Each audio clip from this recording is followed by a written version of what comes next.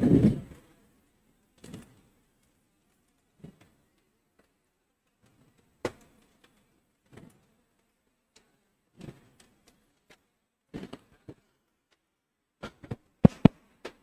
हम अभी तक कर चुके हैं कंप्लीट एक number system, permutation, combination, probability, ये हमने कंप्लीट कर लिया। अब हमारा जो पार्ट रह गया अरिथमेटिक, ठीक है, यानी कि जो अब पार्ट रह गया अरिथमेटिक, ऑलमोस्ट आधा पेपर इससे बनता, आधा उस पार्ट से बनता है जो हम पढ़ चुके हैं, ठीक है। सो इसमें क्या क्या टॉपिक है हम बात कर चुके हैं। आज हम शुरू करेंगे प्रतिशत से।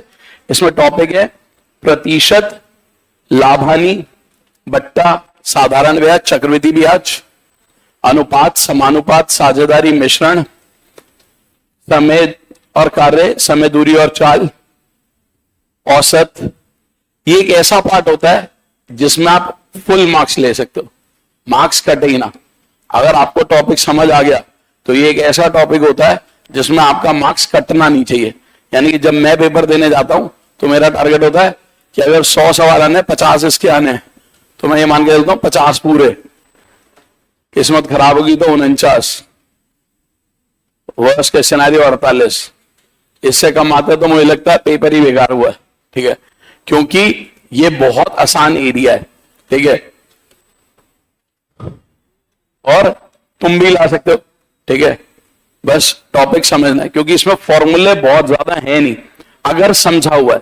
और जिन्होंने नहीं समझा हुआ वो इन चैप्टरों में भी बहुत फॉर्मूले याद करते हैं, ठीक है। कई किताबों में पूरे अरिथमेटिक के फॉर्मूले काउंट करोगे तो हजार फॉर्मूले बना रखे हैं उन्होंने, ठीक है।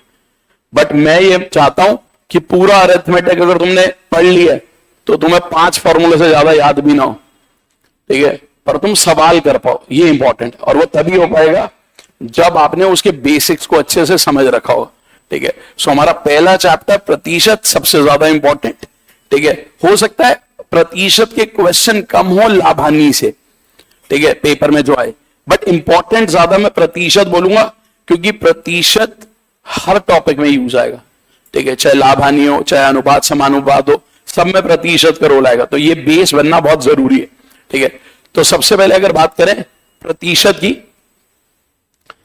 बहुत ही सिंपल सा पार्ट है। प्रतिशत यानी कि परसेंटेज जो हम बोलते हैं, इसका मतलब होता है पर सेंट, सेंट मतलब 100, ठीक है, प्रतिशत यानी कि पर 100, ठीक है। तो जहां पर भी ये सिंबल आता है प्रतिशत, इसका मतलब होता है 1/100।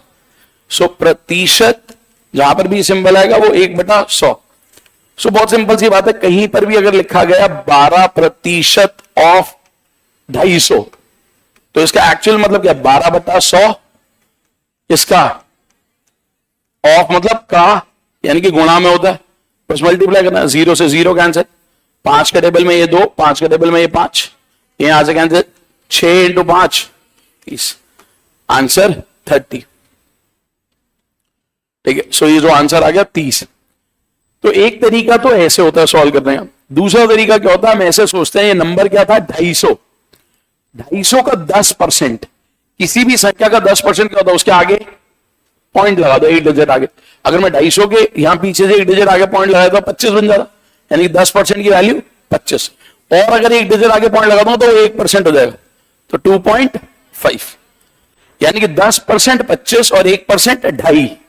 अब मेरे से 12% पूछा था, तो मुझे बोला 10% 25, 1% 2.5 है, तो 2% 5, 25 और 5 30, तो आंसर 30। ये समझ आ गया सबको? किसी को कोई डाउट? कहीं डाउट हो पूछ लेना। जनरली लोग इन टॉपिक से शुरू करते हैं, ये आसान एरिया है, ठीक है, हमने पहले मुश्किल पार्ट पढ़ लिया, अब जो सिलेबस बचा वो आसान वाला बचा, ठीक है। तो समझने की कोशिश करना, कुछ डाउट हो पूछना, कोशिश ये करना बिना फॉर्मूलों के ज्यादा चीजें समझ ले, ठीक है, क्योंकि फॉर्मूले ज्यादा याद ही ना रखने पड़े। बस ये तो आता है ना सबको सॉल्व करना। इस पूरे चैप्टर में असली चीज यही है कि आपको प्रतिशत सॉल्व करना आता हो, क्वेश्चन में क्या है क्या रहा है वो बात समझ आ जाए। अगर वो बात समझ आ गई, प्रतिशत सॉल्व करना आता है, तो आप क्वेश्चन सारे कर सकते हो, कोई फॉर्मूलों की जरूरत नहीं, बट हम समझेंगे, ठीक है। अब जैसे देखो ये find the value of this, करो फटाफट एक बार इसको। 32% निकालना है 550 का,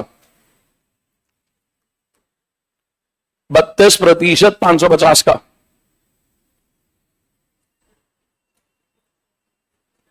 सो 32/100 इंटू 550, 0 से 0 कैंसिल, 5 के टेबल में 2, 5 के टेबल में 11, यहां 16, 16 इंटू 11 176। हो गया ना सबका सॉल्व? ठीक है, तो ये सॉल्व करना आना चाहिए। ठीक है, अब आप कैसे भी कर लो, कोई ऐसे भी सोचता है कि 10% की वैल्यू, 10% कितना होगा 55, और 1% कितना होगा 5 पॉइंट। अगर 10% 55 है तो 30% 55 का 3 गुना 165, और अगर 1% इतना है तो 2%। अगर वो जो 32% चाहिए तो इन दोनों को जोड़ना ही है, 165 और 11 176। ये समझ आ गया सबको? सही हो गया 176। किसी को कोई डाउट? करो एक बार इसको सॉल्व। जहां जहां पे प्रतिशत आता जाएगा बटा 100 और ऑफ मतलब कहां है, सिंपल मल्टीप्लाई।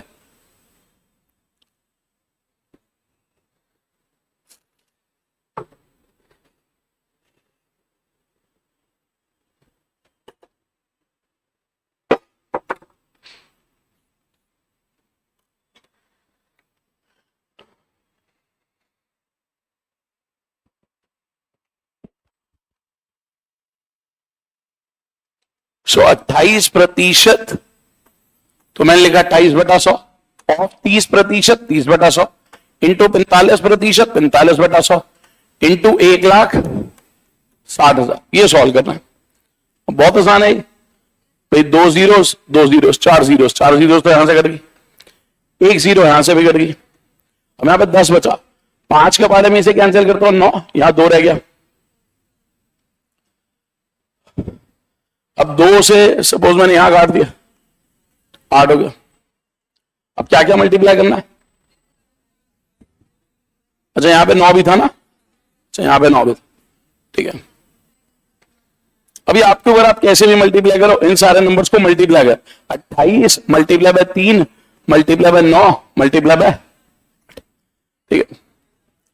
ठीक है, अब देखो मैं कैसे कर रहा हूं, 9 इंटू 3 क्या होता है 27 को 28 से गुणा करना मुश्किल लगता है, पर मुझे पता है 27 को 27 से गुणा करना आसान है, क्योंकि मुझे 27 का वर्ग याद ही है 729। भाई अगर 27 को 27 से करता है 729, पर एक 27 और जोड़ना है, यानी कि 756, और 756 इंटू 8 750 इंटू 8 6000, 6 इंटू 8 4800, 6000 आंसर आएगा 6000। पर आप कैसे भी करो आंसर सही ले आओ, हो जाएगा ना ये तो सॉल्व सबसे। सो परसेंटेज में आपको परसेंटेज निकालना आना चाहिए, ये सबसे ज्यादा इंपॉर्टेंट है, ठीक है। क्योंकि कई बार क्या होगा, डीआई का क्वेश्चन होगा, वहां पर आपको परसेंटेज सॉल्व करना और कंपैरिजन करना है। भाई पहला नंबर बड़ा है, दूसरा नंबर बड़ा है, आपको फटाफट ये पता लगाना हो। वहां पे तो 4-4 नंबर हो सकते हैं, 5-5 नंबर होंगे, आपको कंपेयर करना कौन सा बड़ा है। जैसे मैं 2 नंबर लिख रहा हूं, फटाफट बताना दोनों में से बड़ा कौन सा है, एक्स वाई।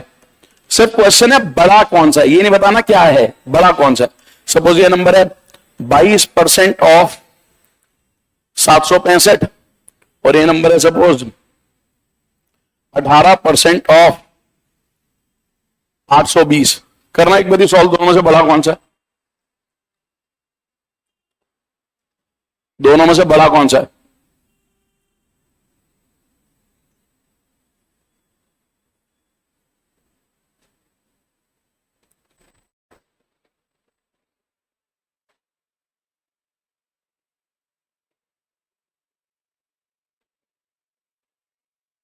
कौन सा बड़ा है, एक्स बड़ा। एक आंसर आ रहा है एक्स बड़ा, बाकी लोग एक्स बड़ा।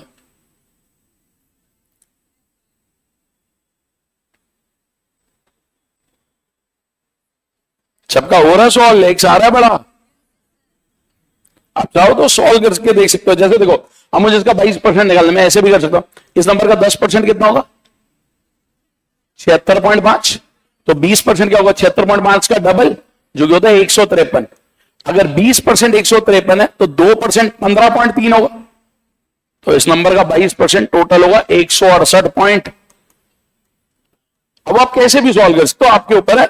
मैंने एक तरीका आपको बताया, मैंने क्या करा, इस नंबर का 10% निकाला, एक डिजिट आगे पॉइंट लगाया, 76.5 10% है, तो 20% 153, अगर 20% 153 तो 2% 15.3 जो कि 168.3। अब इस नंबर का 18% निकालना है। देखो इस नंबर का 20% निकालना तो आसान है, इस नंबर का 20% कितना, जब 20 ही 164 है तो 18 तो कम होगा और ये तो बड़ा है, तो यानी कि यही बड़ा होगा। समझ आई बात? पूछा था बड़ा कौन सा। चलो अब अगला नंबर देख रहा हूं, देखते हैं कौन पहले बताएगा फास्ट। ठीक है, सो देखते हैं किस स्टूडेंट का सबसे पहले आंसर आता है। जिसका भी आंसर है बोल देना अगर आपको अपने आंसर पर कॉन्फिडेंस है। दोनों में से बड़ा कौन सा है? ठीक है, जल्दी बताना है, देखते हैं किसका आता है। ये ऑफ है, ठीक है, फास्ट।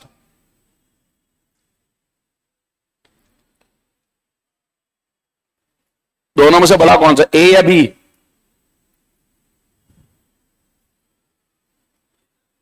कौन सा? जो बोल रहा हाथ खड़ा कर दो ऐसे पता है। ए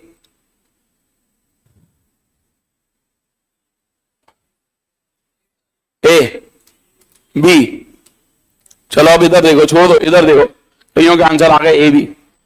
जब भी दो चीजों को कंपेयर करना होता है ना, यानी कि उनको पता लगाना दोनों में से बड़ा कौन सा है, तो हम हमेशा उसके अनुपात पर काम करते हैं, हम सॉल्व नहीं करते। देखो दोनों का परसेंटेज था, कैंसिल, मान लो परसेंटेज 12 के बारे में किस पे आता है और ये 12 के बारे में किस पे। मैं 3 से मान लो इसके इस नंबर को काटता हूं तो ये नंबर बनता है 216। 216 इंटू 4 होता है 864। और यहां भी क्या लिखा है, दोनों नंबर बराबर है। मैंने तुम्हारे साथ गेम खेली, मुझे पता था कई बच्चे गलत सॉल्व करने के चक्कर में, जल्दबाजी के चक्कर में या तो ए सॉल्व कर देंगे या बी। दोनों नंबर बराबर थे। जो जहां किसी ने ए बोला, कोई कह रहा नहीं नहीं ए नहीं बी, दोनों नंबर। पेपर सेटर स्टूडेंट से बहुत छाना है, ठीक है, वो ऐसे ही फंसाता है, उसे पता है बच्चे क्या सोचते हैं क्या करते हैं, ठीक है। मैंने वैसे ही बोल दिया स्पीड में करना है। अब कई लोग स्पीड में करने के चक्कर में गलत करते हैं। गलत नहीं होना चाहिए, थोड़ा टाइम ज्यादा ले लो बट गलत मत करो। सिर्फ कंपेयर करना था दोनों में से बड़ा कौन सा है। देखो मैंने जो आपको नंबर दिया, मैंने दिया 36% ऑफ 864 एक जगह लिखा था और यहां लिखा था मैंने 48% ऑफ। मैंने आपको बोला जब भी कंपेयर करना परसेंटेज परसेंटेज काट दिया। 36 12 के टेबल में 3, 12 के टेबल में। अब आप कहीं से भी सॉल्व कर लो, कैसे भी सॉल्व कर लो। मान लो आपने 4 से इसे काट दिया होता, अब 216 इंटू 3, दोनों जगह सेम नंबर, यानी कि दोनों नंबर बराबर थे, ठीक है। अब जो रफ आइडिया लगाएंगे ना अप्रोक्सीमेशन, वो फंस जाएंगे, क्योंकि अप्रोक्सीमेशन तब तक तो ठीक है जब तक नंबरों में गैप ज्यादा है। जब नंबर बहुत क्लोज होंगे तो अप्रोक्सीमेशन का फायदा नहीं होगा, आपको एग्जैक्ट आंसर की तरफ जाना पड़ेगा। सो ना ए बड़ा है ना बी बड़ा, दोनों नंबर बराबर। तो ये ध्यान रखना, गलतियां मत करना ऐसी। अब देखो क्योंकि परसेंटेज टॉपिक बहुत आसान है, जैसे ही मैंने स्टार्ट करा मैं आपको कह रहा हूं फुल मार्क्स लाने। जब टॉपिक आसान है, अब सोचो मैं भी फुल मार्क्स ला रहा हूं और मैं आपको भी कह रहा हूं कि फुल मार्क्स लाने, तो मैं अपने कॉम्पिटिटर से गेम जीतूंगा कैसे। अब मुझे पता है मैं भी फुल मार्क्स ले लूंगा, वो भी फुल मार्क्स ले लेगा। अब गेम जीतूंगा कैसे मैं उसे, मैं जीतूंगा तब जब मेरी स्पीड अच्छी होगी, क्योंकि मार्क्स तो दोनों पूरे लेंगे, ठीक है। क्योंकि मैं मान के ही चल रहा हूं चैप्टर बहुत इजी है। जब चैप्टर इजी है, अब आपको यहां स्पीड में काम करना होगा और अपना टाइम भी बचाना है, ठीक है। यानी कि अगर पेपर में सपोज 4 सवाल आ रहे हैं, तो हो सकता है मैं 4 सवाल 4 मिनट में करूं और पूरे मार्क्स लूं, और वो 4 सवाल 6.5 मिनट में कर रहा है। यही मेरी उससे जीत है जो मैंने 2.5 मिनट बचाए हैं, ठीक है, क्योंकि ये 2.5 मिनट शायद मैं कहीं और इन्वेस्ट करूंगा किसी और क्वेश्चन में, ठीक है। तो स्पीड अच्छी करने के लिए कुछ वैल्यूज आपको याद करनी पड़ेगी, ठीक है। सो मैं कुछ वैल्यूज की बात कर रहा हूं, ऑल्दो सीसैट बहुत टिपिकल वैल्यूज पे नहीं आता, सो आप थोड़ी बहुत भी याद कर लोगे तो चल जाएगा, बट मैं फिर भी आपको बता रहा हूं कि ज्यादा से ज्यादा कितनी जरूरत पड़ सकती है। जैसे देखो 1/1 प्रतिशत में कितना होता है, 100। देखो किसी भी भिन्न को अगर प्रतिशत में लाना तो 100 से गुणा करते हैं। भाई 1 नंबर का पेपर था, आपका आया भी 1, तो कितने परसेंट, 1/2 का मतलब इसका आधा ही तो करा है, 100 का आधा 50। 1/4 इसका आधा तो 50 का आधा 25। 1/4 का आधा का मतलब 1/8। 25 का आधा 24 का आधा होता तो 12, तो वो जो 1 बच गया उसका आधा यानी कि 12.5। 1/8 का भी आधा 1/16। अब इसका आधा करना, 12 का आधा तो 6, 1/2 का आधा 1/4। सो हमें 1/1 पता चल गया, 1/2 पता चल गया, 1/4, 1/8, 1/16। कुछ नोट नहीं करना, सिर्फ समझना, पहले मैं नोट करने का टाइम दूंगा। सो 1/1 100%, 1/2 इसका आधा। यही तुम्हारे दिमाग में चलना चाहिए जब आपके पास वैल्यू आएगी। मान लो अचानक से वैल्यू आती है 1/16, मुझे नहीं याद, बट मुझे 1/8 याद है। 1/8 कितना है? 12.5। तो मैं सोचूंगा 1/16 उसका आधा है, तो 12.5 का आधा, 12 का आधा 6, आधा का आधा 1/4, यानी कि 6 1/4।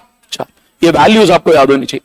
इसके बाद देखो 1/3, 33 सही 1/3, और पॉइंट में 33.33। मैंने पॉइंट में भी इसलिए लिख दिया क्योंकि कभी कभी पेपर में पॉइंट में लिखा होगा, ठीक है। बट अगर दोनों में से कोई एक वैल्यू आपको याद करनी है, भिन्न वाली या पॉइंट वाली, तो कौन सी करनी चाहिए? भिन्न वाली, क्योंकि भिन्न वाली एग्जैक्ट वैल्यू है, ठीक है। और जो पॉइंट वाली है उसमें थोड़ा सा अप्रोक्सीमेशन हो गया, ठीक है। तो अगर दोनों में से कोई एक याद करनी है तो मैं बोलूंगा भिन्न वाली। 1/3 होता है 33 सही 1/3। अब देखो 1/3 का आधा, यानी कि 3 का 6 कर दिया यहां पे, 1/3 का आधा 1/6 होता है। अब देखो यहां 33, अगर यह 32 होता तो 32 का आधा तो आसानी से हो जाता। 32 का आधा कितना होता है? 16। अब जो वो एक बच गया था, 1/3 होता है 4/3। यहां पे एक बचा था 1/3, 1/3 कितना होता है? 4/3, और 4/3 का आधा तो 1/6 की वैल्यू 16 2/3, जो कि 16 पॉइंट, कभी कभी 16.67 भी लिखा होगा, ठीक है। 16.66 भी लिखा दे सकता है, वो 16.67 भी दे सकता है, ठीक है। उससे आपको आइडिया हो जाएगा कि आंसर है क्या, ठीक है। मैं बोल रहा हूं ज्यादा एक्यूरेट वैल्यू कौन सी है, ये, ठीक है।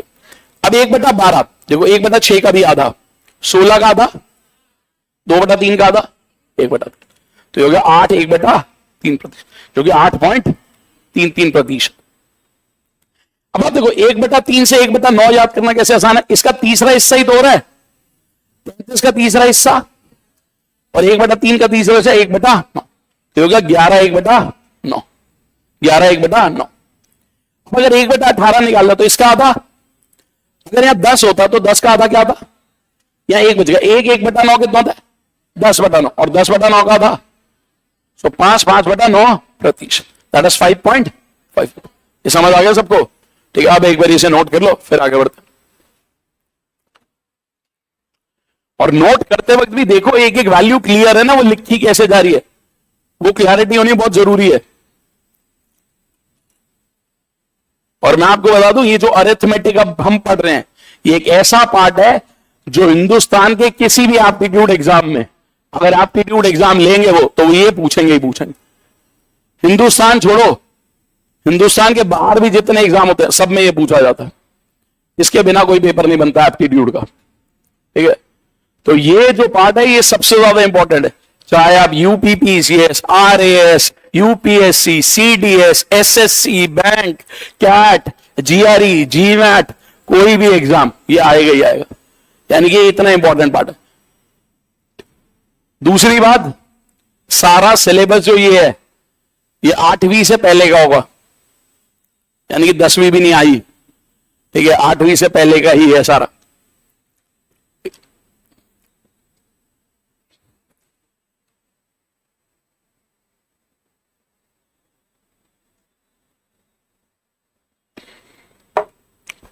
कुछ जगह पे इक्वेशंस हैं, वो आप 9th-10th में पढ़ते हो तो फिर वो क्वेश्चन वहां पे आ जाता है, बट हाँ अपर लिमिट 10th मान लो।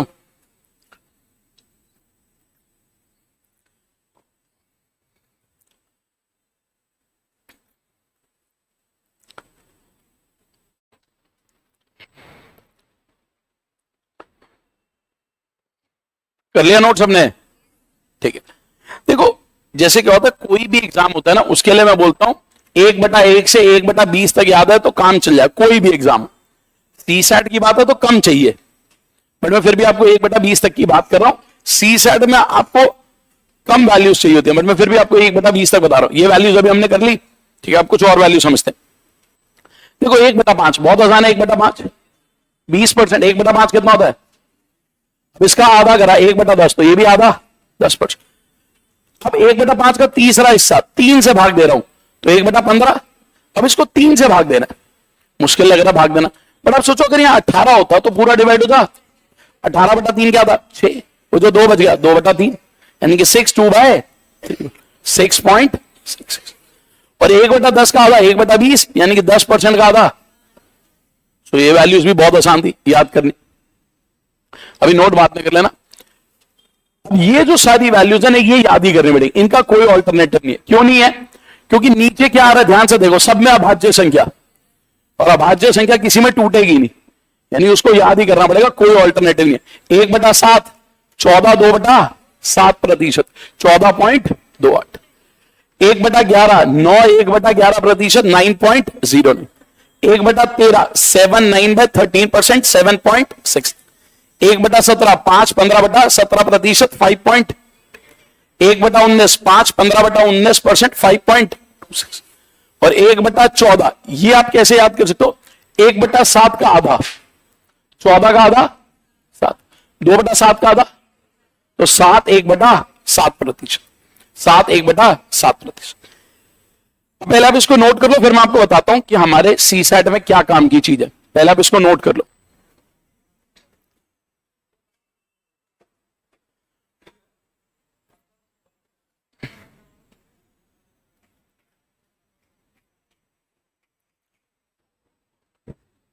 और देखो मेरी आप सबसे रिक्वेस्ट है कि इन टॉपिक्स को अच्छे से समझना, क्योंकि जनरली आप देखोगे जब वनडे एग्जाम्स में लोग परसेंटेज पढ़ाते हैं 14 15 क्लासेस सिर्फ परसेंटेज ही पढ़ाते हैं, और मैं आपको सिर्फ 2 क्लास ज्यादा 3, और उसके बाद आप कोई भी सवाल उनकी 14 क्लास का जो कराते हैं आप ट्राई कर सकते हो, ठीक है, या जो भी यूपीएससी में है वो ट्राई कर सकते हो, पर वो तभी हो पाएगा जब आपने समझ डेवलप करी होगी, ठीक है, नहीं तो आप फंस जाओगे।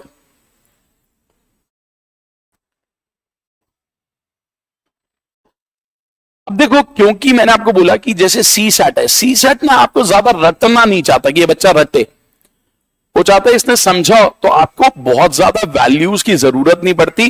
बट मैंने फिर भी आपको 1/1 से 1/20 तक इसलिए लिखवा दी क्योंकि मान लो कोई किसी और एग्जाम को दे रहा है तो उसको जरूरत पड़ सकती है, ठीक है। सी सेट में जहां तक मेरी समझ है उसमें मुझे क्या लगता है कुछ कुछ वैल्यूज जो आपको याद होनी चाहिए, इंपॉर्टेंट है हमारे लिए। ये नोट कर लिया सबने? इंपॉर्टेंट मेरे हिसाब से क्या, देखो ये मैं नहीं बोलूंगा क्योंकि ये मानूंगा याद ही होगी। 1/1 100%, 1/2 1/4 यहां तक तो माना जाता है याद होगी। सी सेट के लिए मुझे लगता है एक वैल्यू ये, एक वैल्यू ये, यानी कि 1/8 12.5%, 1/16 6 1/4 ये वैल्यू माना जाता है कि आपको याद ही होगी। 1/3 33 बट 1/6 इंपॉर्टेंट, 1/12 इंपॉर्टेंट है, 1/9 इंपॉर्टेंट। यहां पर मैंने कुछ 5 वैल्यूज टिक करी है जो आपको याद होनी चाहिए, ठीक है। याद है? बहुत बढ़िया, नहीं तो कर लेना, ठीक है। और मुझे लगता है जब 2 क्लासों में 30-40 सवाल आप करोगे तो ऑटोमेटिकली याद हो जाएंगी, ठीक है, क्योंकि यूज आ रहा होगा उनका तो वो आपको याद ही हो जाएंगी। यहां पर अगर मैं बोलूं सेकेंड में ये सब में एक इसका, ये तो सब तीनों वैसे ही बहुत आसान थी, तो एक ये वाली वैल्यू, एक इधर ये, इधर ये, ठीक है। ये वैल्यू ज्यादा इंपॉर्टेंट, पीछे वाली वैल्यूज हम कर सकते हैं, ठीक है, बट ज्यादा इंपॉर्टेंट उनको मैंने टिक करा मेरे अकॉर्डिंग, जो सी सेट पूछता है उनमें ये वैल्यूज आपको टिप्स होनी चाहिए। बट एज अ स्टूडेंट अगर आप 1/1 से 1/20 तक सारी वैल्यूज पे काम कर सकते हो, 15-20 मिनट लगा के सबको समझ सकते हो, 2-4 बार पढ़ लो, ठीक है, ऑटोमेटिकली याद हो जाए, और क्वेश्चन करते करते हो जाती है। ऐसा नहीं होता कि पहले मैं सारी वैल्यू याद करूंगा और फिर मैं क्वेश्चन करूंगा। भाई मैंने 2 बार पढ़ा, 3 बार पढ़ा, भाई 1/1 से 1/20 तक मान लो आधी याद हो गई, आधी नहीं हुई, कोई फर्क नहीं पड़ता। आधी जब आप क्वेश्चंस करोगे आप देख लेना कौन कौन सी यूसेज आ रही है। और इन केस अगर तुम्हें याद ना भी हुई तो तुम्हें पता किसी भी भिन्न को प्रतिशत में लाना तो किससे गुणा करना है? 100 से, वो तो कर ही लोगे। तो मान लो 1 सेकंड में मेरे पेपर में आ गया 1/13 और मुझे याद ही नहीं है, तो मुझे पता किससे गुणा करना है? अब ये 100/13 ही तो है, अब 100 को 13 से भाग देना तो आता ही है।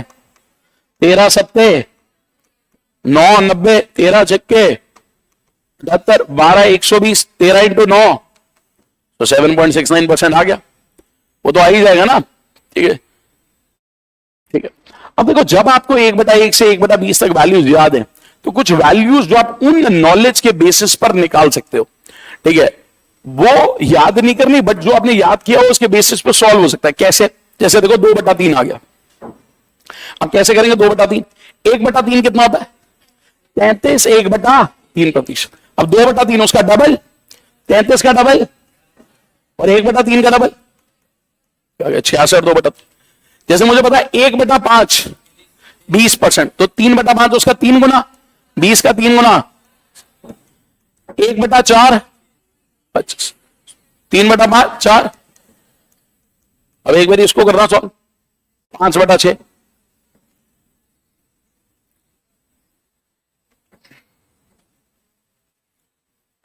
पांच बटा छह करो एक बार सॉल्व।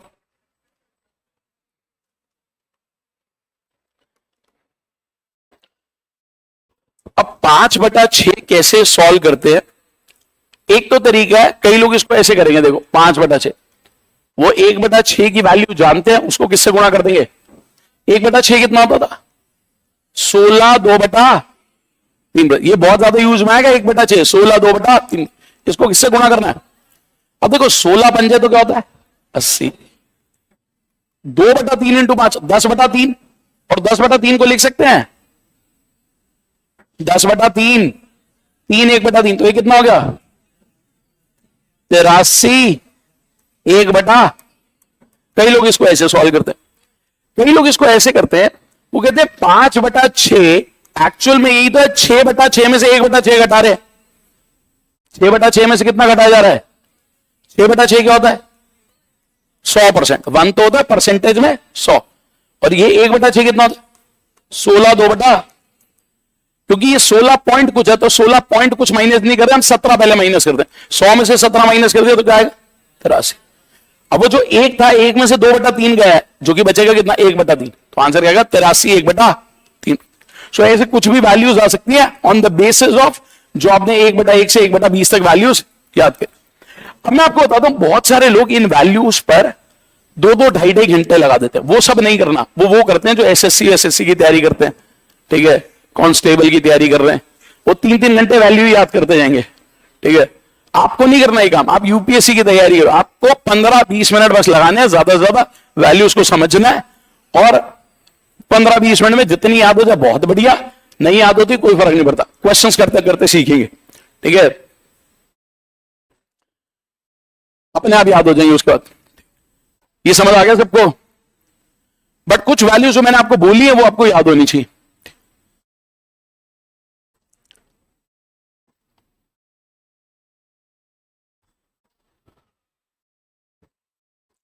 तो ये समझ आ गया 5/6 कैसे सॉल्व करा है। अब एक चीज और, मान लो बोला जाता है कोई वैल्यू 7 से 9 हो गई, कितने प्रतिशत से बढ़ गई? कोई चीज 7 से 9 हो गई, कितने प्रतिशत से बढ़ गई? 7 से 9 ही कितनी बढ़ी? 2। किसके रेस्पेक्ट में? 7। भाई कोई चीज 7 से 9 ये बढ़ी कितनी? 2। किसकी तुलना में? 7। 2/7। 1/7 क्या होता है? 14 2/7%। अब 2/7 उसका डबल होगा, 14 का डबल 28, 2/7 का डबल, ये आंसर आएगा 28 4/। और क्योंकि बढ़ रही है तो अभी मैं अपवर्ड एरो डाल रहा हूं, मतलब आंसर में लिखना पड़ेगा 28 4/7% की वृद्धि हो गई। ये समझ आ गया सबको?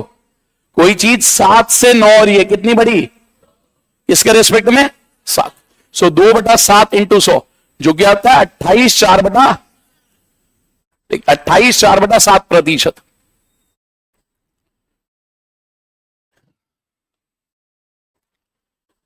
आठ से कोई चीज 5 हो गई, कितने प्रतिशत से कम हो गई? कोई चीज 8 से 5 हुई, कितनी कम हुई इसके रिस्पेक्ट में? 3/8 इंटू 100। अब 1/8 कितना होता है? 12.5%। 1/8 12.5%। 3/8 37.5%। 1/8 12.5%। 3/8 37.5%। कम हो रही है बढ़ रही है? कम हो रही है। सो ये वैल्यू 37.5% से कम हो गई, ये वैल्यू 37.5% से कम हो गई। इतने पार्ट में कोई डाउट? इतने पार्ट में किसी को कोई डाउट? ठीक है, और भी किसी को जानना है चले जाए, ये बीच बीच में लोग जाएंगे, पूरी क्लास का टाइम ऐसे बीच बीच में खराब होगा। दो दो एक एक। अच्छा गलती से आ गए, ठीक है, ये भी ऐसा है, गलती से भी आ जाते हैं लोग। हकीकत में कई लोग तैयारी में भी गलती से आ गए हैं, पता है। ठीक है, ठीक है, तैयारी में तो आ गए यूपीएससी की, बट अभी तक वो यूपीएससी वाला तरीका या मेहनत नहीं ला पाए हैं। ठीक है, ठीक है। जैसे आज मैं बोरिंग रोड में डाउट सेशन था, तुम्हारा हो चुका था, उनका था आज। तो एक बच्चा डाउट लेके आया, अब वो डाउट लेके आया ऐसे ना, जैसे मैं पर्चियां देख रहा था, मुझे तो पता नहीं होता था। जैसे पर्ची आई, मैंने देखा, उसमें ऊपर लिखा हुआ है 1995 का। ठीक है, मैंने उसे बोला आपने लिया कहां से है? कह रहा यूपीएससी का है। ठीक है, मैंने कहा सी सेट कब से शुरू हुआ है? कह रहा 2011। ठीक है, अरे पहले होता होगा, कोई एप्टीट्यूड में आता होगा। मैंने कहा आपकी उम्र कितनी है, आप कौन से सन में पैदा हुए? अब अपनी उम्र ही नहीं बता रहा। मैंने कहा आप लड़की थोड़ी ना हो, उम्र बता दो। मैंने कहा मेरे से पूछो, मैं भी बता दूं, तुम इतना शर्मा क्यों रहे उम्र बताने? उम्र भी नहीं बता रहा। उसके भी पैदा होने से पहले का सवाल था। ठीक है, मेरा ये कहना है क्योंकि बहुत सारे बच्चों को ना यही नहीं पता होता करना क्या है, और पता नहीं, ये मुझे हिंदी मीडियम में ज्यादा दिखाई देता है। मतलब अगर मैं हिंदी मीडियम का बैच पढ़ाऊं ना, तो मैं पहले 3 दिन 4 दिन तो सिर्फ ये पढ़ाऊं, पढ़ना क्या है, क्या नहीं पढ़ना है, कैसे पढ़ना है। ठीक है, ज्ञानी नहीं बनना है, क्योंकि यहां बाबा बन जाते हैं लोग, इतना पढ़ लेते हैं, इतना पढ़ लेते हैं कि वो बाबा बन जाते हैं। तो हमारे हर ग्रुप में तुम देखोगे 2-4 बाबा होंगे, बहुत नॉलेज होगी, हिस्ट्री उन्होंने टीचरों से ज्यादा पढ़ रखी है। ठीक है, वो बाबा बन चुके, ज्ञानी, हर चीज के बारे में उन्हें पता, बट सिलेक्शन नहीं हो रहा क्योंकि इतना पढ़ लिया है। ठीक है, अब वो सिलेक्शन नहीं ले पा रहा, अब वो टीचर ही बनेगा, क्योंकि वो जो ज्यादा पढ़ चुका है वो उसका सब्जेक्ट का टीचर बन जाएगा, सिलेक्शन नहीं लेगा। और इंग्लिश मीडियम में क्या होता है, they have very much clarity की मुझे करना क्या। मैंने देखा हिंदी मीडियम में क्या होता है, मैं आपको सिर्फ एक एग्जांपल दे रहा हूं, क्योंकि मैंने आईएएस की तैयारी नहीं करी, बट मैं ये सोचता हूं इन बेचारों के साथ हो क्या रहा है। मैं देखता हूं ना बाहर से, मुझे बड़ा अजीब सा लगता है। मेरे को लगता है लेवल प्लेइंग फील्ड ही नहीं है, दो लोगों के बीच में कंपटीशन हो रहा है। एक ऐसा है जिसको भी पता ही नहीं करना क्या है। मान लो मैं आपको बोलूं यहां से वहां तक रेस लगानी है, अब इंग्लिश मीडियम में वाला तो ऐसे भाग रहा है, हिंदी वाला कभी यहां जा रहा है, कभी यहां जा रहा है, कभी वहां जा रहा है, फिर वापस यहां जाता, फिर यहां भाग तो तेज रहा है, बट वहां पहुंचता ही नहीं है वहां, क्योंकि उसको पता ही नहीं है पाथ कौन सा लेना है। मैंने देखा वो एनसीईआरटी पढ़ते हैं, एनसीईआरटी पढ़ी पॉलिटी की, मान लो पॉलिटी के लिए वो एनसीईआरटी, पहले तो उनको एक गंदी आदत दिमाग में पता क्या है, हर चीज पढ़नी है कहां से, बेसिक से, बेसिक से, बेसिक से। उन्हें कोई कुछ भी बताना, कहता बेसिक बताओ। कल को मुझे एसी चलाना हो तो मैं सीधा रिमोट का बटन दबाऊंगा? नहीं, पहले एसी बेसिक बताओ, अंदर क्या लगा हुआ है, क्या है। अरे भाई, हर चीज के बेसिक में नहीं घुसना। जिसका काम सिर्फ रिमोट चलाना है वो रिमोट चलाएगा। मेरी मम्मी फोन देखेंगे तो फोन उठाएंगी तो सही, पहले ये देखें एंड्रॉइड है या क्या है, चाइना में बना था या इंडिया में बना था। तो कई बार बेसिक नहीं वो अब वो क्या करते, एनसीईआरटी पढ़ेंगे पॉलिटी की, वही 150 घंटे में पढ़ रहे। जब तुम एनसीईआरटी 150 घंटे में पढ़ रहे हो तो यूपीएससी की पॉलिटी कितने घंटों में पढ़ोगे? और पता है इंग्लिश मीडियम का बच्चा क्या करेगा? इंग्लिश मीडियम का बच्चा टीचर को बोलेगा, सर मुझे नहीं पढ़नी है 150 घंटे, मुझे बताओ 25 घंटे में कैसे होगा। सर 25 घंटे का मटीरियल बताओ, अगर उससे भी कम में बता सकते हो तो वो बता दो, 25 से ज्यादा तो मैंने पढ़ना ही नहीं है, मैक्सिमम 25। और बाकी अगर मैं पढ़ूंगा 10 घंटे तो रिवीजन करूंगा जो 25 में पढ़ा है। हिंदी मीडियम वाला पढ़ा जा रहा है, पढ़ा जा रहा है, आप सोचो वो बच्चा 2024 से क्वेश्चन करने का सोच रहा होगा, अगर करने कहां से चाहिए क्वेश्चन? 24 से। भाई अगर मेरे पास 1 साल का टाइम फ्रेम है तो मैं पता क्या करूंगा, 2024 से लेकर 2011 तक, जब से सी सेट आया, टाइम कम होगा तो 2024 से पीछे 5 साल के कर लूंगा, और कम टाइम होगा 3 साल के कर लूंगा। बट वो बच्चा कहां का कर रहा है? अभी तो मुझे डाउट भेजा उसे 1995, हो सकता है वो 87 का भी पढ़ रहा। तो ये जो तरीके ना, जब तक ये ठीक नहीं होंगे तो आप जितना मर्जी पढ़ लो उसका कोई फायदा नहीं होगा। You should have a good strategy पहले, ठीक है। क्योंकि जब मैं पढ़ता था ना, मैं कम पढ़ने वालों में से था, तो मैं अपनी स्ट्रैटेजी पे बहुत ध्यान देता हूं, ठीक है, क्योंकि मैंने पढ़ना ही कम है। अब जिसने पढ़ना ही बहुत ज्यादा है तो बात अलग है, ठीक है। तो ये जरूर ध्यान दिया। ये मेरे को थोड़ा हिंदी मीडियम में गड़बड़ लगती है। हिंदी मीडियम के बच्चे मुझे मेहनती दिखाई देते हैं, बट ये गड़बड़ है। मेहनती होते हैं, तमीजदार ज्यादा होते हैं, ठीक है, बट ये गड़बड़ है थोड़ी, ठीक है। ये उनको डायरेक्शन सही नहीं पता चलती कई बार। तो नहीं पता हो तो पूछ लेना किसी से, ठीक है। इसलिए मैं बीच बीच में बस बता देता हूं कि सीसैट के लिए अगर पढ़ना है किसी को तो सिर्फ क्या सोर्स पढ़ने हैं। जैसे एक बच्चा मेरे पास एनसीईआरटी बुक लाया, एनसीईआरटी भी नहीं, वो आर.एस. अग्रवाल, आर.डी. शर्मा नहीं होती वो वाली कोई किताब लाया। मैंने होगा तो पूरी किताब में मां की सिर्फ 15 सवाल करें कि ये पढ़ना है। अब मैं चाहूं तो मैं भी तो उसे 150 पन्ने मार्क करा दूं। अब 150 पन्ने वो पढ़ ले, वो सोचे सर ने मार्क करे थे, 2 महीने लगा दे 150 पन्ने, पेपर में एक भी सवाल नहीं आना उससे, तो क्यों करवाऊं मैं उसे। हमारा टाइम काम बचवाना है, ठीक है, बढ़ाना नहीं, ठीक है। वापस आते हैं इस पे, 7 से 9 कितना बढ़ा, 2, किसके रिस्पेक्ट में 7, सो 2/7, 1/7 क्या होता है 14, 2/7, तो 14 2/7 का दुगना, 14 का दुगना 2/7 का दुगना 28, 4/7%। कोई चीज 8 से 5 हो गई, कितनी कम हुई 3, किसके रिस्पेक्ट में 3/8, 1/8 12.5, 12.5 का 3 गुना 12.5। ये समझ आ गया सबको। अब परसेंटेज में ना ये बहुत इंपॉर्टेंट है। अभी देखो, अभी आपको ये दिया हुआ था कि ये आरंभिक वैल्यू और ये फाइनल वैल्यू है, ठीक है। एक्चुअली में जो ये आरंभिक वैल्यू है यही हमारा बेस होता है जिसके रिस्पेक्ट में बात करते हो। ये ध्यान रखना, जब भी आप कोई स्टेटमेंट पढ़ते हो ना प्रतिशत की, आपको समझना होता है बेस वैल्यू क्या है, बेस वैल्यू क्या है। अभी तो बहुत आसान है क्योंकि जब आपको ये दे ही दिया तो पता चलेगा बेस ये है। भाई जैसे देखो, अभी सारे सवाल नहीं करना है, सिर्फ एक इसकी बात करते हैं पहले। 9 से 11 पता ना,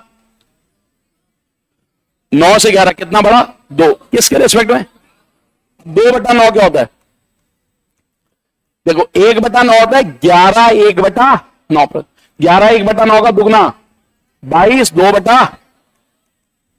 बढ़ रहा है घट रहा है, बढ़। चलो एक बार ये तीनों पार्ट करो, तुम सारे ट्राई करो एक बार तीनों पार्ट। 1 मिनट, ये 8 से 5 वाला रिपीट तो नहीं हुआ, ये वाला रिपीट हो गया, इसको छोड़ देना, 2 कर लो, ये रिपीट हो गया।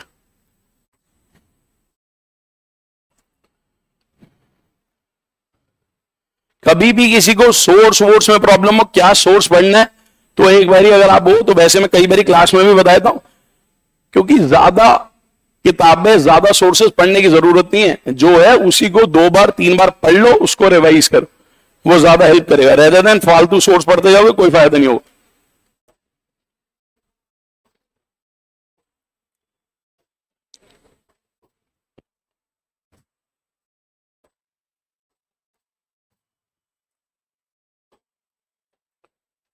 कोई चीज 7 से 10 हो रही है, कितना से बढ़ी 3, किसके रिस्पेक्ट में 3/7, 1/7 था 14 2/7, 14 2/7 का 3 गुना, 14 का 3 गुना 2/7 का 3 गुना 6/7, तो 42 6 बढ़ रहा है घट रहा है। अगले बात का आंसर 11 से 14 3 बढ़ा, किसके रेस्पेक्ट में 1/11, 9 1/11, 9 1/11 को 3 से गुणा करा, ये समझ आ गया। ये भी मैंने तुम्हें कुछ सवाल करा दी, सीसैट के हिसाब से बहुत ज्यादा नहीं भी करोगे तो चल जाएगा, क्योंकि 1-2 सवाल आएंगे वो आप वहां पे भी सॉल्व कर सकते हो। ऐसा नहीं कि आपको याद होना जरूरी है, याद होगा थोड़ा फास्ट हो जाओगे, नहीं याद होगा तो आप सॉल्व तब भी कर सकते हो, ठीक है। अब मैं आपको बताऊं, क्वेश्चन में ना आपको बेस वैल्यू समझनी होगी। कोई भी स्टेटमेंट आती है, बेस क्या है, ठीक है। जैसे मान लो बोला गया अमन ने एक टेस्ट में 75% अंक प्राप्त किए, सॉरी 45% अंक, तो 45% अंक प्राप्त किए। अमन ने एक टेस्ट में 45% अंक प्राप्त किए, 45% किसका 100 का नहीं, जो भी पेपर के अधिकतम अंक है।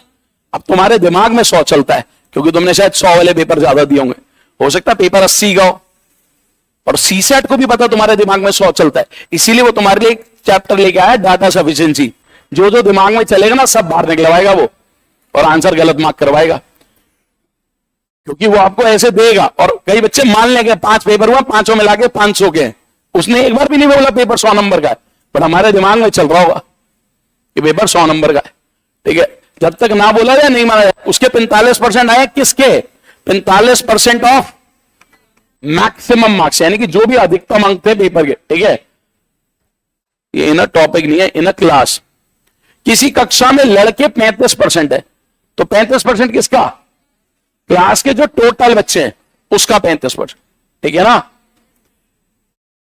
एक सॉल्यूशन में 12% एल्कोहल है, एक सॉल्यूशन में 12% एल्कोहल है। इसका क्या मतलब है कि जो भी, जैसे मान लो इस ग्लास में सपोज पूरा पानी होता है, अब ये एल्कोहल है सपोज, ठीक है, तो ये कितना है?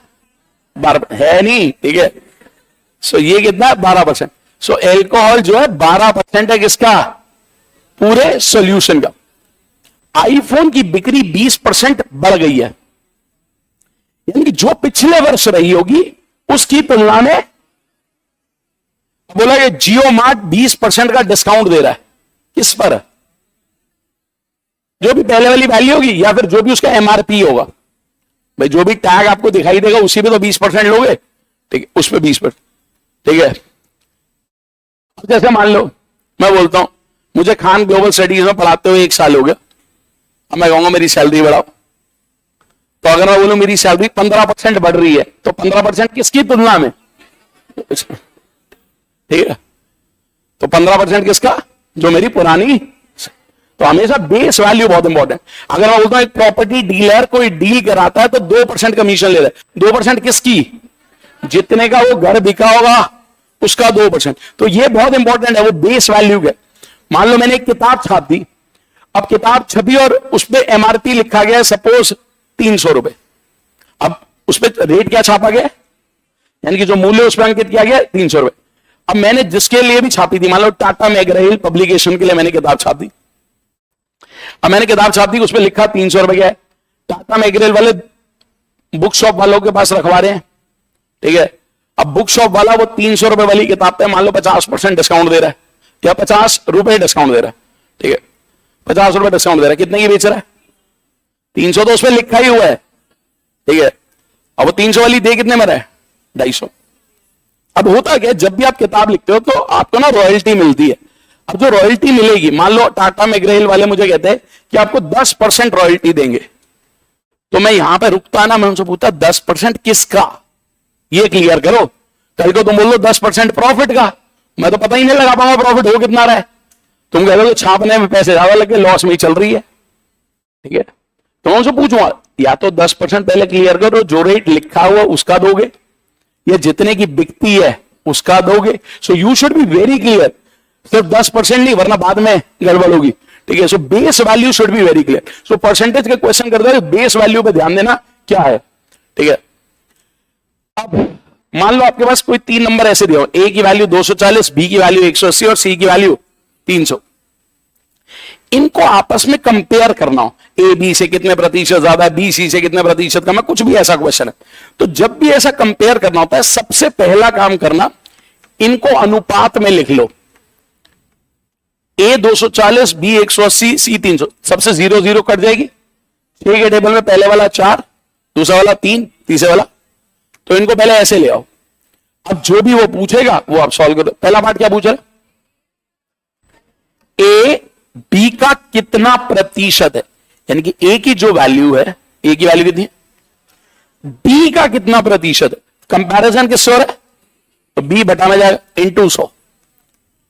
अब आपको होता है अगर ये 3/3 होता तो 100%, बट उससे 1/3 ज्यादा, और 1/3 कितना होता है? 33 1/3, तो ये कितना हो गया?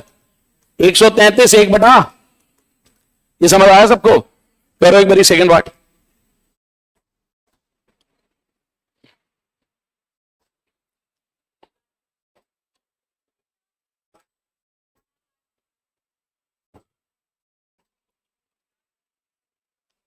फैन बंद कर दो, वो वाला भी फैन बंद कर दो।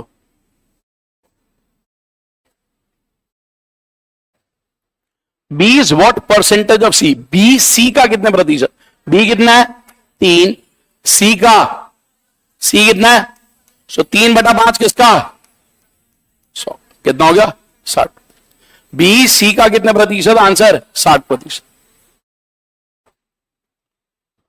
ये समझ आ गया सबको?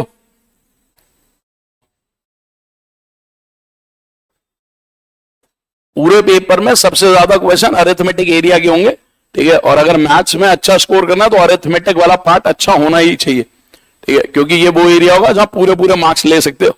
या एक दो क्वेश्चन अगर छूटे छूटे, अदरवाइज सारे सही कर सकते हो, ठीक है। बहुत बेसिक पूछता है, ठीक है। अगला देखो, A is what percentage less than C. अब ए था, बी था, सी था। ए था हमारा 4, बी था 3, सी था 5। अब इसमें क्या बोल रहा है?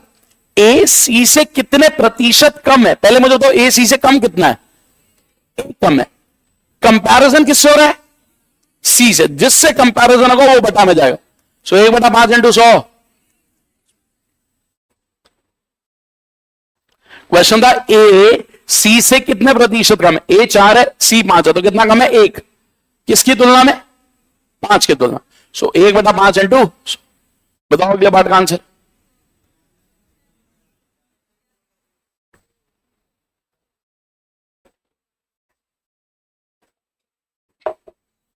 एक आंसर आ रहा है 40, वो गलत है। 66 2/3। सी बी से कितना? सी बी से कितना ज्यादा है? 2 ज्यादा है। तुलना किससे हो रही है? बी से। बी कितना है? सो 2/3 इंटू 100। ये बटा वाला ध्यान रखना, क्या आ रहा है? जिससे तुलना कर रहे हो वो बटा में आएगा। सो 2/3 इंटू 100। 1/3 कितना होता है? 33। 1/3 तो ये कितना हो गया? ये समझ आ गया सबको? और ये चैप्टर क्यों इंपॉर्टेंट है, क्यों हर एग्जाम में पूछा जाता है, उसके पीछे रीजन ये है, इनकी एप्लीकेशन सबसे ज्यादा रियल लाइफ में, ठीक है। जैसे आप ट्रिगो पढ़ते हो, अब ट्रिगो तो आधों को समझ ही नहीं आती कहां यूज होती है। साइन थीटा, कॉस थीटा कहां यूज हो रहा है? Sine square theta, cos x square theta कहां? आधे लोग हमें तो मतलब ही नहीं है, ठीक है। कहीं तो होता ही होगा, वो छोड़ देते हैं, बट बहुत कम जनता के लिए उसकी यूसेज है, ठीक है। आपको ज्योमेट्री पढ़ी थी, मुझे मतलब ही नहीं सीकेंट थ्योरम क्या होता था, टेंजेंट सीकेंट थ्योरम, क्या करूंगा मैं उसका। ये जो चीज है ना, इसका जिंदगी भर यूज है। जो चीज पढ़ोगे, हर चीज का इतना इंपॉर्टेंस है, इतनी इंपॉर्टेंस है, ठीक है। प्रतिशत निकालना आना चाहिए। कोई भी काम कर रहे हो, कल को कोई बिजनेस भी करो, पता तो होना चाहिए कितने प्रतिशत का लाभ हो रहा है, कितने की हानि हो रही है। अगर पता ही नहीं होगा तो फिर क्या होगा? हमें पता ही नहीं चल रहा घाटा कितने का हो रहा है, हमें पता ही नहीं चल रहा बैंक से पैसा कैसे उठा रहे। और जैसे मान लो कोई कहता है, ये जितने भी आप देखते हो अमीर लोग हिंदुस्तान के, जैसे मान लो अंबानी, पता चलता है बैंक से लोन ही उठा रखा 3 लाख करोड़ का। मान लो 3 लाख करोड़ का लोन उठा रखा है। अब पता है उसे 3 लाख करोड़ का लोन उठा रखा है, साल का ब्याज ही है 25,000 करोड़। बट उसको पता है 1 लाख करोड़ तो कमा ही लूंगा, 25,000 ब्याज दे दूंगा, फिर भी कितना कमा जाऊंगा? 75,000 करोड़। किसके पैसे से? बैंक के ही पैसे से, बैंक से ही कमा लिया। वो उसे मिल जाता है, हमें मिलेगा ही नहीं, ठीक है ना। तो ये फर्क है, वो बात अलग है। बट कई लोगों के लिए लोन पे पैसा उठाना बहुत बढ़िया होता है, और कई लोग उठा के जिंदगी भर रोते रहते हैं कि एक बार ब्याज लिया था, आज तक मरे पड़े, ठीक है। क्योंकि ये इंपॉर्टेंट है ना, उस पैसे को आप रोटेट करके उससे ज्यादा कमा पा रहे हो या नहीं। भाई मैं 8% पे उठा रहा हूं, मैं 12% कमा सकता हूं या नहीं? अगर मैं ये कर सकता हूं तो मैं बैंक के पैसे से फायदा उठा सकता हूं। आपने देखो क्रेडिट कार्ड होते हैं, कई लोगों में देखा रोते रहते हैं, अरे जब से लिया फंस गया हूं, इसकी EMI भरता रहता हूं। और कई लोग बड़े खुश होते हैं, क्रेडिट कार्ड बढ़िया। मेरा भाई है, 10वीं में फेल हो गया था वैसे, ठीक है, पर आज मेरे ख्याल से उसके पास 1.25 करोड़ रुपए के क्रेडिट कार्ड होंगे, ठीक है। कोई भी ऐसा क्रेडिट कार्ड नहीं होता जो उसके पास नहीं होता। मुझे कहीं पे भी जरूरत पड़ती है ना, तो अपने भाई को फोन मिलाता हूं, मैंने कहा ये वाला क्रेडिट कार्ड है? कहता है। क्योंकि उसको ये पता है कि इस क्रेडिट कार्ड से कौन सा ऑफर लेके मैं पैसे बचाऊंगा, ठीक है। तो वो सोचो पैसे से पैसा बनाता है, वो पैसा लोन को उठाने में सोचता ही नहीं। कभी कभी मजाक भी करता है मेरे साथ, कहते हैं एक दिन ऐसा आएगा कांड ही करूंगा, ठीक है। मतलब उसका कहना होता है क्रेडिट कार्ड वाले को बम ही मार दूंगा, पैसे ही नहीं दूंगा, क्योंकि धीरे धीरे मैंने वैल्यू इतनी बना ली, अभी 1.25 करोड़ है, धीरे धीरे 2 करोड़ 2.5 करोड़ कर दूंगा, ठीक है। आए मेरे घर पे, घर ही नहीं होगा मेरा, ठीक है। उसको ये भी पता है कि जब पैसे नहीं दूंगा तो क्या होगा, उसे पता है सिर्फ सेटलमेंट होगी, और सेटलमेंट होती है सिर्फ 20% पे, 15% पे। यानी कि अगर किसी ने 2 करोड़ रुपए नहीं दिए तो उसे कितने देने पड़ेंगे, 30 लाख रुपए। 1,70 का प्रॉफिट, हाँ, पर सिविल स्कोर खराब हो जाएगा, ठीक है, वो छोड़ देते हैं, वापस आते। तो मैं आपको सर बता रहा हूं कि इट इज नॉट अबाउट कि आपने क्या, आपको ये मनी सेंस है या नहीं है, ये इसीलिए पढ़ाया जाता है। चक्रवृद्धि ब्याज, साधारण ब्याज, कल को सोचो तुम्हारे पास बहुत पैसा होगा, तुम लोगों को ब्याज पे दोगे, नहीं होगा तो मांगोगे, तब भी ब्याज तो आना चाहिए कैलकुलेट करना, साधारण क्या है, चक्रवृद्धि ब्याज क्या है, ठीक है, बहुत इंपॉर्टेंट है। साझेदारी, बिजनेस करोगे, पार्टनरशिप टॉपिक डाला ही इसलिए गया कि पता हो बेसिक, तो हर टॉपिक की यूसेज है, ठीक है, ये सबसे ज्यादा इंपॉर्टेंट है। आ जाते हैं वापस यहां पर, परसेंटेज एंड रेशो। प्रतिशत और अनुपात दोनों ना बहुत रिलेट करते हुए टॉपिक है। जब आपको प्रतिशत में पता होगा तो आपको अनुपात में भी पता होगा, अनुपात में पता होगा तो प्रतिशत में पता होगा। यह ध्यान रखना, जब भी तुलना की बात आएगी, कंपैरिजन की बात आएगी, तो हमें देखना होता है उनका अनुपात। जब भी कंपैरिजन की बात आएगी, ठीक है, तो हमेशा अनुपात पे ध्यान देना। जैसे मान लो मैंने आपको बोला किसी कक्षा में लड़कों और लड़कियों का अनुपात 2:3 है, ऐसा मैंने आपको डाटा दे दिया। अब मैं आपसे क्वेश्चन पूछ रहा हूं, आंसर बताना, लड़कियां लड़कों से कितने प्रतिशत अधिक है? फाइनल आंसर बताना मुझे क्या है, लड़कियां लड़कों से कितने प्रतिशत अधिक हैं? ये क्वेश्चन है, मैं ऑप्शन लिख रहा हूं, लड़कियां लड़कों से कितने प्रतिशत अधिक है? लड़कियां लड़कों से कितने प्रतिशत अधिक है? ये कुछ ऑप्शन, लड़के कितने हैं? 2, लड़कियां कितनी, कितनी ज्यादा? 1। किससे कंपैरिजन हो रहा है? 1/2 इंटू, इनमें कोई भी ऑप्शन सही नहीं, ठीक है। नहीं, कई लोग अब इसमें ही ले आते हैं क्योंकि यहां लिखियां नहीं है ना। सही आंसर, लड़कियां लड़कों से कितने प्रतिशत अधिक है? 50। हाँ,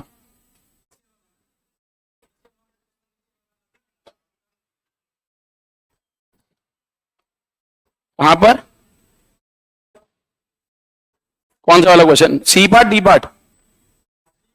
डी पार्ट। पढ़ो क्या लिखा है, सी बी से कितने प्रतिशत, सी बी से कितने प्रतिशत। अगर मैं आपसे भूल लो, प्रतिशत छोड़ दो, मैं ऐसे पूछता सी बी से कितना अधिक है, तो 2 ऊपर आएगा। कंपैरिजन किससे हो रहा है, तो बी की जो भी वैल्यू हो नीचे आएगी। सेम चीज यहां पे करिए, यहां मैंने क्या पूछा था, लड़कियां लड़कों से, तो लड़कियां लड़कों से कितनी अधिक है कंपैरिजन में, जिससे कंपैरिजन हो रहा है, तो 1/2 इंटू, ये समझ आ गया सबको,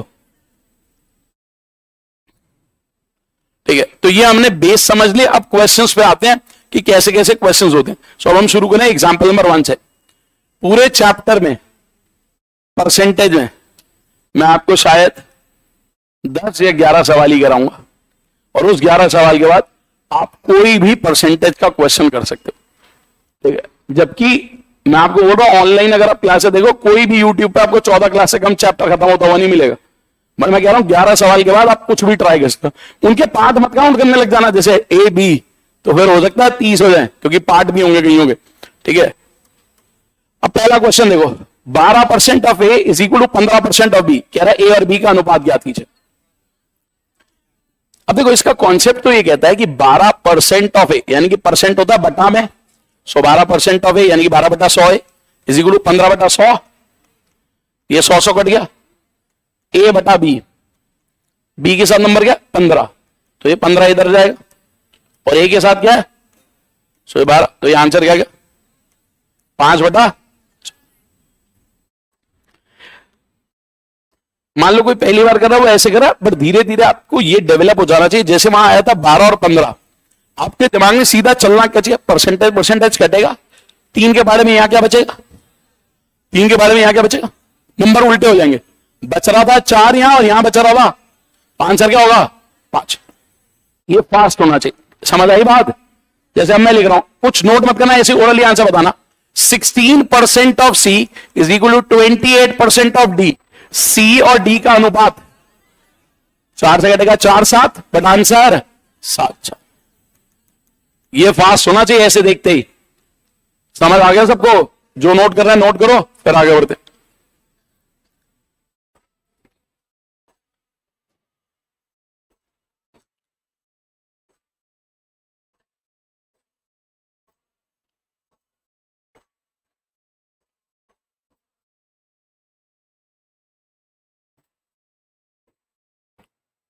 दिल्ली में होता तो आज छुट्टी होती मेरी,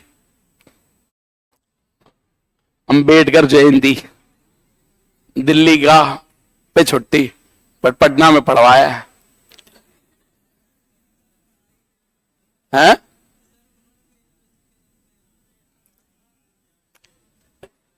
अभी मैं उन पे बात नहीं कर रहा कि उन्होंने क्या क्या किया, उन्होंने बहुत कुछ किया, वो काम तुम्हारा है, ठीक है? तुम्हें ज्यादा पढ़ना है, मुझे ये पता है मेरी एक छुट्टी गई, ठीक है, क्योंकि मैं यहां हूं, ठीक है, वरना छुट्टी होती। बट ठीक है, ये समझ आ गया सबको?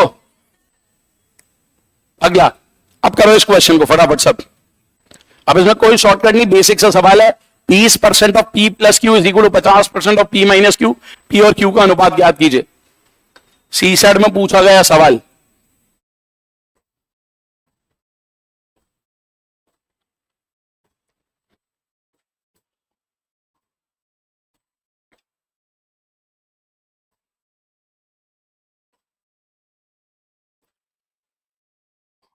ऑप्शन 2 5 5 2 3 7 7 3। अब आप देखो, पहले परसेंटेज परसेंटेज कटा, 0 0 कट गया, यहां बचा 2 2 multiply by P 2 P, 2 multiply by Q 2 Q, 5 multiply by P 5 P minus 5 Q. अब अगर ये 2 पी इधर आएगा तो 3 पी रह जाएगा, ये 5 क्यू उधर जाएगा तो यानी कि पी बटा क्यू।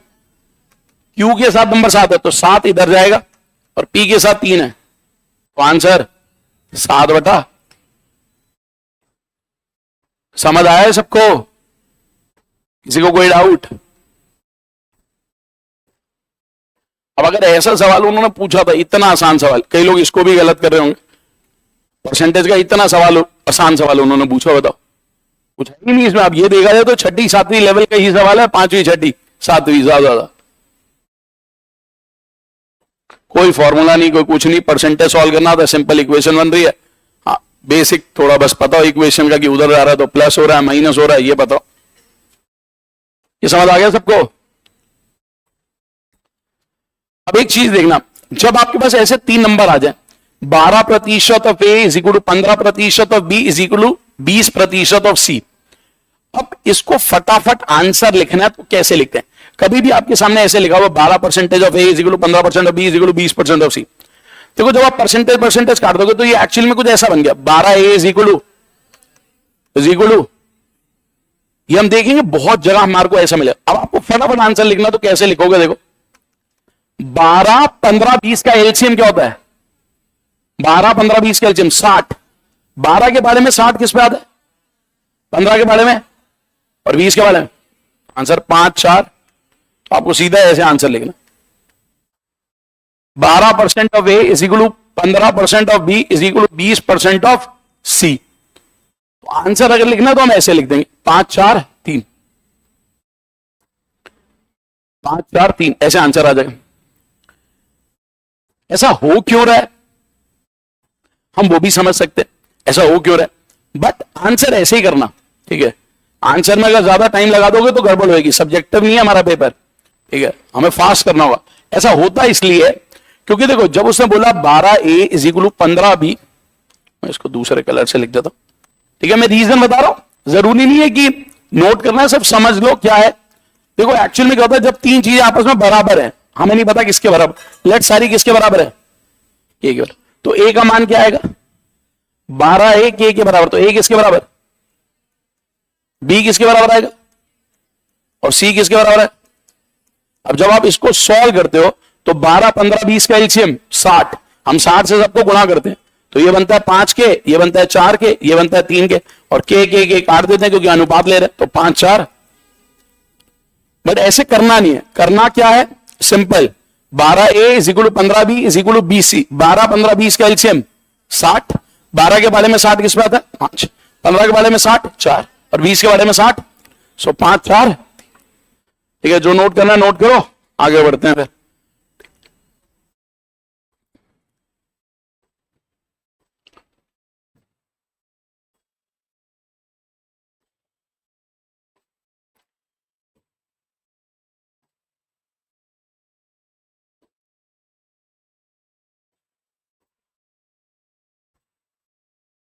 अब मान लो ऐसा आ गया, सबसे मुश्किल अगर वो पूछेगा तो कुछ ऐसा पूछ सकता है, 2/3 ए का is equal to 60% of B का इज इक्वल टू 0.75 सी का, ए बी सी का मान ज्ञात करें। अब इसको सॉल्व करने के लिए अगेन जब भी आपके पास ऐसा कुछ लिखा है, something of something, something of something, something of something, कुछ भी नंबर और एबीसी लिखा हुआ साथ में, जो भी वेरिएबल। अब आपको एबीसी का अनुपात बता रहा हूं मैं, आपको सिंपल बताता हूं कैसे फटाफट करते हैं, कुछ नोट मत करना, पहले समझना, क्योंकि मुझे आंसर फास्ट चाहिए। यहां लिखा क्या है, ए के साथ नंबर क्या है, उसका उल्टा कर दो, 2/3 का उल्टा, मैंने यहां लिख लिया 3/2। यहां नंबर क्या है 60%, 60% कितना होता है 60/100, कितना आएगा प्रतिशत में, मतलब भिन्न में कितना आएगा 3/5। ये समझ आया सबको, 60%, 60/100, 3/5, उसका उल्टा यहां लिखा 0.75, यानी कि 75/100। ये तो पता है ना सबको, पॉइंट हटाएंगे तो 2 0, तो 75/100 कितना होता है, बट उसका उल्टा। अब 3, 3, 2 का एलसीएम 6, सबको 6 से गुणा, इसको 6 से गुणा करा 9, इसको 6 से गुणा करा 10, इसको 6 से गुणा करा। और अगर कभी ऐसे सवाल में आपको डाउट हो तो आप वेरीफाई भी कर सकते हो, एक बार ये देखो, 2/3 किसका, 9 का, 9 का 2/3 कितना होगा, 9 का 2/3 6, 60% 10 का, वो भी कितना होगा 6, 0.75 मल्टीप्लाई 8, वो भी कितना होगा 6, यानी मैच कर रहा है, योर आंसर इज करेक्ट। ठीक है, कोई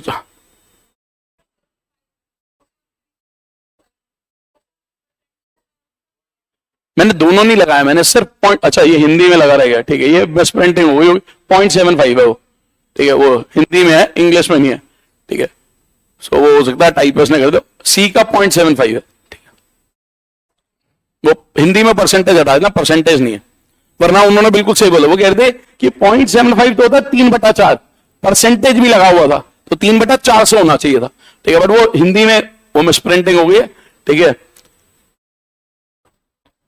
ये समझ आ गया सबको, बट ये जो 4 सवाल अभी हमने करे, basically A B C D, A वाला पार्ट आपको बहुत फास्ट हो जाना चाहिए, क्योंकि 2 नंबर है, सीधा जो भी रेशो आएगी उसका उल्टा। दूसरा वाला तो सिंपल है, इसमें कुछ याद नहीं करना, और यही सी सेट ने पूछा था, यानी कि सी सेट तो कुछ तुम्हें याद ही नहीं करना चाहता कि करो, ये तो बेसिक परसेंटेज सॉल्व करना था, सॉल्व करो।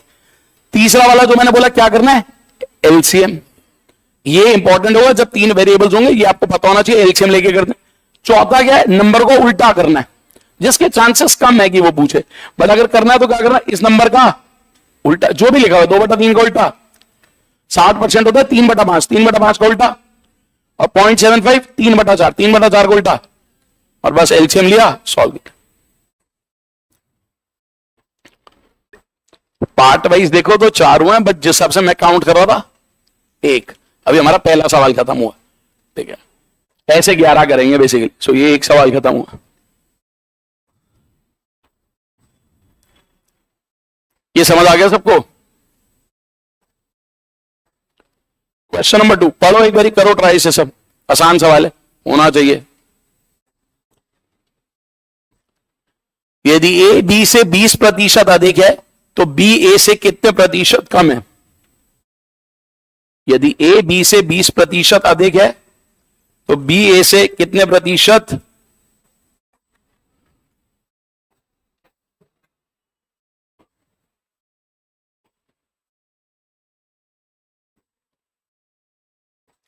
बोल रहा है ए बी से 20% अधिक है, तो बी ए से कितने प्रतिशत कम है? कोई भी कैसे करेंगे इसे? मैंने आपसे पूछा ही नहीं, अगर आता है हाथ खड़ा कर देगा, तो मेरे को जिससे पूछता हूँ मैं पूछूंगा, ठीक है? ऐसा कोई भी खड़ा हो जाएगा, ठीक है? जिन जिन के हो रहे हाथ खड़ा कर देगा, मैं अपने आप पूछ लूंगा जिससे पूछना, ठीक है? आप ही बोलो, चलो। नहीं नहीं, आप भी जिन्होंने, हाँ क्या कह रहे हो? नहीं नहीं, करा कैसे? आंसर इंपॉर्टेंट नहीं, मतलब अप्रोच इंपॉर्टेंट।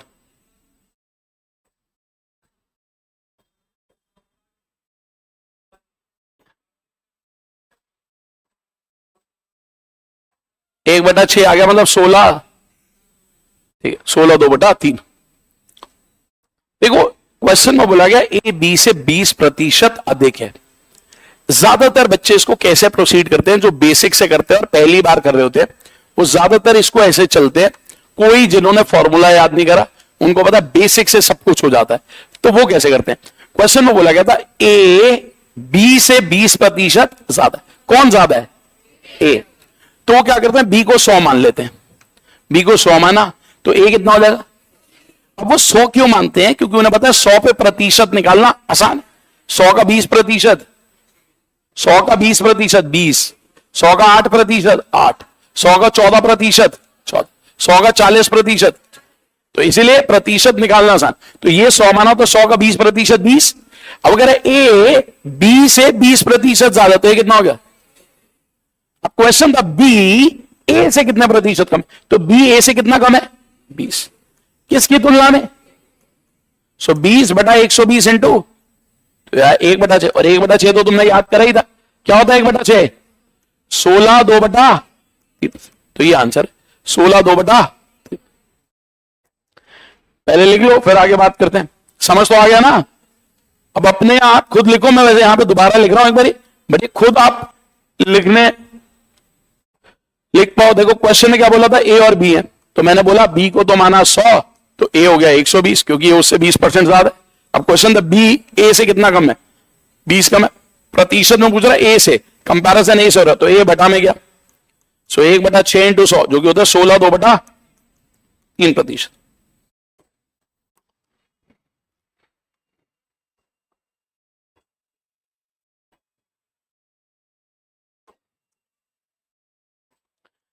अब ज्यादा बेटर अप्रोच क्या होती है? जहां बात करते हैं उसने बोला ए बी से 20% अधिक है। 20% का मतलब क्या है? 20 बटा, तो सारी कहानी 1/5 की है, ठीक है? तो क्या होता है, जो यहां डिनोमिनेटर में लिखा है ना, वो मानना चाहिए। जैसे अभी हमने क्या माना था? 100। असली कॉन्सेप्ट ये कहता है, जो भी प्रतिशत में बोलेगा, अगर आप उसे भिन्न में लिखोगे, तो जो उसका हर है वो मानना चाहिए। यानी कि अब देखा जाए तो ये क्या कहना चाह रहा है कि बी को क्या मानूं? अगर बी 5 है, तो ए उससे 1 ज्यादा है, जो ऊपर लिखा गया, तो ए कितना है? 6। अब क्वेश्चन है बी ए से कितना कम है? कितना कम है? 1। किसकी तुलना में? सो 1/6 इंटू 16 2/3। देखो, अभी क्वेश्चन करते वक्त ना, ये अप्रोच भी सही है, ये वाली भी सही है, बट दोनों में से अगर मैं बोलूं ज्यादा बेटर कौन सी है? क्योंकि कोई भी वैल्यू आ सकती है, कोई भी वैल्यू आ सकती है। वो बात अलग है, सी सेट क्योंकि एप्टीट्यूड का आसान पेपर है, तो वो बेसिक ही सवाल देता है, इसीलिए वो 100 वाले से चल जाते हैं सारे। बट असली कॉन्सेप्ट ये कहता है कि ऐसे करना चाहिए, ठीक है? बट आप कैसे भी करो, दोनों सही है, आंसर सही आना चाहिए, वो इंपॉर्टेंट है अभी हमारे लिए।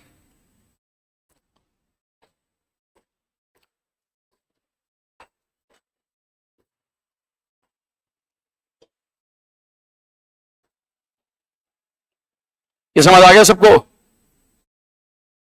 तो जो नोट कर रहा हूं नोट कर लेना, फिर मैं अगले क्वेश्चन में आ जाऊंगा। थोड़ा सा टाइम आपको देता हूं जिसमें आप नोट कर लो, सो दैट आप ये ना हो कि फिर रह जाए किसी का कुछ, वरना जो समझ लो सबसे फटाफट लिख लिया करो जो लिखना आपको।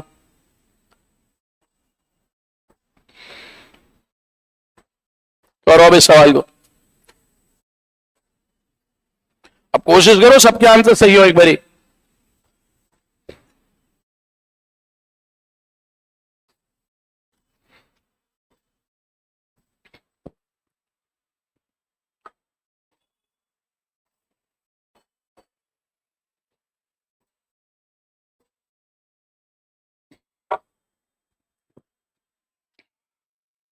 ए बी से 20% कम है। 20% कितना होता है?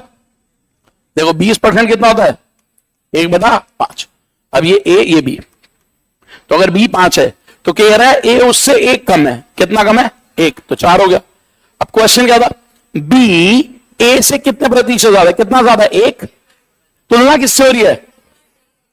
सो 1/4 इंटू 100, आंसर 25%। आंसर है 25%। किसी को कोई डाउट यहां तक? आसान था ना ये? सी सेट के लिए बहुत इंपॉर्टेंट। Question number 2। नेक्स्ट है प्रोडक्ट कॉन्स्टेंसी रूल। पहले इसको समझते हैं फिर लिखेंगे, अभी कुछ लिखना मत। ये जो रूल है प्रोडक्ट कॉन्स्टेंसी रूल, ये क्या कहता है कि आपके पास ऐसी बहुत सारी सिचुएशन आएंगी जहां दो चीजों को गुणा करने पर एक फिक्स आंसर आएगा। जैसे मैं आपको एक उदाहरण देता हूं। मान लो मुझे बोला गया कि आपको पेन खरीदने, और मेरे पास टोटल 300 रुपए, ठीक है, मेरे पास टोटल 300 रुपए। अब अगर मैं आपको बोलूं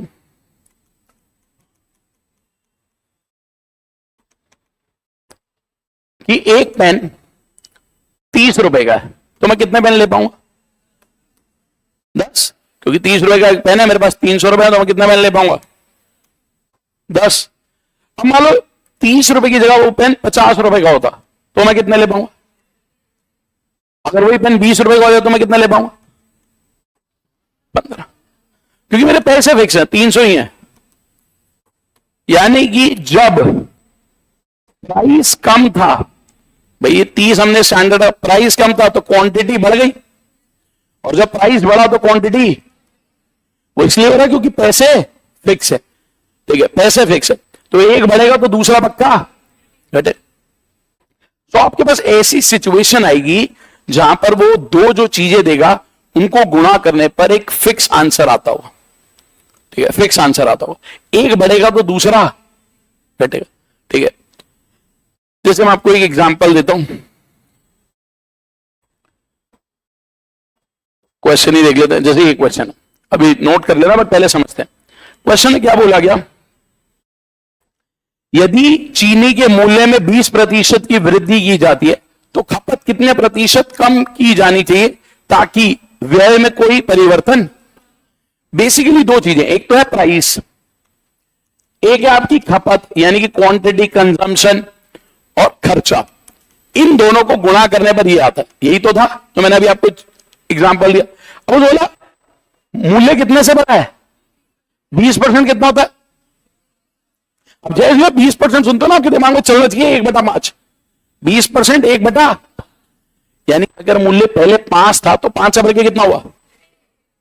अगर मूल्य 5 से 6 हुआ तो खपत पक्का 6 से 5, उल्टा होगा। अगर ये 5 से 6 तो ये 6 से, क्योंकि हमें इन दोनों को मल्टीप्लाई करके फिक्स आंसर चाहिए। क्या है वो आंसर हमें मतलब नहीं, पर मैं कह रहा हूं अगर मूल्य 5 से 6 हो रहा है तो खपत 6 से, और अगर कोई चीज 6 से 5 हो रही है तो कितनी कम हो रही है इसके रिस्पेक्ट में?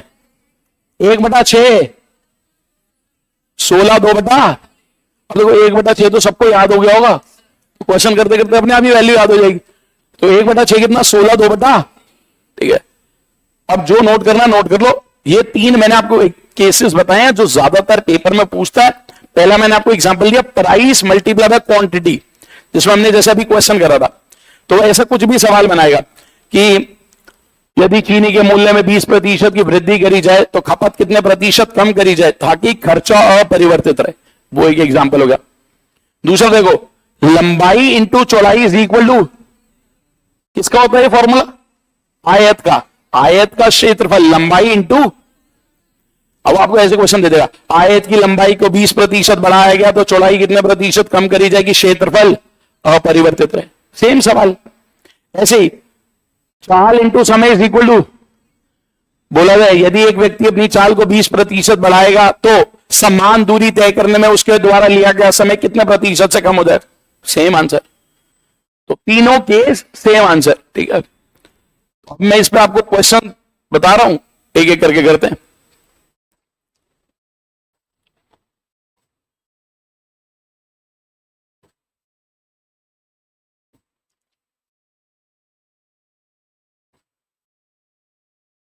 लिख लिया सबने? ये पहला क्वेश्चन था जो ये वाला था, वो तो नहीं, ये था पहला क्वेश्चन। यहां मैंने ये बताया था कि एक कम और बढ़ रहा है तो ये लिखना है, लिख लो, फिर क्वेश्चन दिखाता जा रहा हूं मैं सारे। और थोड़ा बहुत अगर रह जाए ना लिखा हुआ तो उसको जब आप रिकॉर्डेड देखते हो तब कवर अप कर लेना।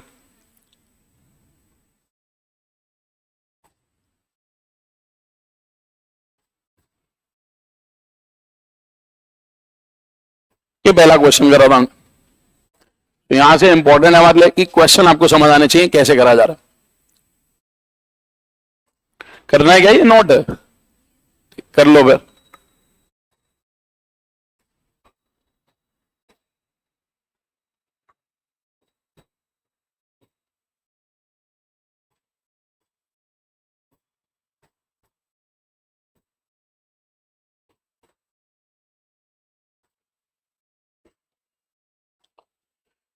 ठीक है, अब इस क्वेश्चन को मैं दोबारा रिपीट कर रहा हूं, देखो इसमें कहीं डाउट हो तो पूछना। ये क्वेश्चन समझ आना चाहिए। चीनी का मूल्य कितने से बढ़ा?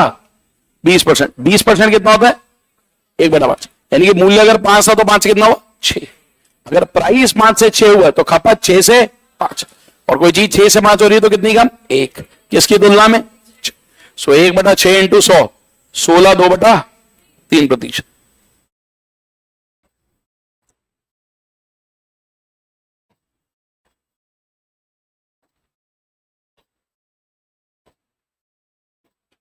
बहुत जगह यूज होता है रियल लाइफ में, बहुत ही जगह। सपोज आप सोचो मुझे कल को खान सर के यहां बना दिया जाए, टीचर हटा के हो गए, आप सिर्फ हमारा फाइनेंस संभालो, पैसे का हिसाब देखो, ठीक है? अरे रुक जाओ यार, मैं तो ऐसे ही बोल बोल के खुश हो लेता हूं, ठीक है? अच्छा है ना, कभी भी कुछ भी बना लो अपने आप को, ठीक है? खान सर कह रहे हैं बच्चों की फीस कम रखनी है क्योंकि भाई हम चाहते हैं एजुकेशन सब तक पहुंचे। पर मैं तो क्या सोच रहा हूं, मैं तो कंपनी के लिए रखा गया हूं, बच्चों का सोचना है, पर मुझे पहले खान सर का सोचना है क्योंकि मेरी नौकरी वो है। मैं सोचूंगा सर पैसे भी तो चाहिए, इतनी कम भी नहीं कर सकते आप, तो वैसे तो कम करेंगे, चलेगा कैसे खर्चा? दिल्ली से लोग बुला रखे हैं तुमने, ठीक है? बहुत पैसा खर्चा होता है। अब सपोज कुछ भी फीस होती है, मान लो एक एग्जांपल ले रहा हूं, यूपीएससी की फीस कहीं और कोचिंग में 1.5 लाख रुपए, खान सर कहते हैं हमें 25,000 करनी है। अरे मैं कोई, मुझे फीस छोड़ना पता, तुम बता रहे हो 30,000, कह रहे नहीं 30,000 है सर, 30,000 मान लेते हैं। तो 1.5 लाख से अगर कोई चीज 30,000 रुपए लानी है, यानी कि 5वां हिस्सा। पर मैं चाहता हूं पैसा हमारे पास दूसरी कोचिंग से कम ना आए। अगर फीस 5वां हिस्सा है तो बच्चे हमारे 5 गुना, यानी अगर दूसरी कोचिंग 200 बच्चे बढ़ा रही है तो हमें 1000 बढ़ाने पड़ेंगे, तभी पैसे में बराबर आएंगे, ठीक है ना? तो ये भी उन्हें समझाना पड़ेगा कि हाँ भाई ऐसा है, ठीक है? तो सारी कैलकुलेशन ध्यान रखनी पड़ेगी, ठीक है? कि भाई क्या है क्या नहीं है। तो ऑब्वियस की बात है, क्योंकि आपको उस चीज को भी ध्यान रखना है। मान लो कल को बोला जाए कि भाई फीस हम 10% कम कर रहे हैं, तो बच्चे कितने % बढ़ाऊं कि मेरी जो कलेक्शन है वो सेम रहे। अगर फीस 10% कम हुई है यानी कि 10 से 9 गई, तो बच्चे 9 से कितने बढ़ने चाहिए? 1। किसके रिस्पेक्ट में? 1/9, यानी कि 11.11% बच्चा बढ़ना चाहिए, तभी उतनी कलेक्शन हो पाएगी, ठीक है? सो यानी कि उतने बच्चे बढ़ाने पड़ेंगे, और कहां से लाए वो बात अलग है, ठीक है? नंबर्स में भी ध्यान रखना पड़ता है। चलो करो अब इसको फटाफट।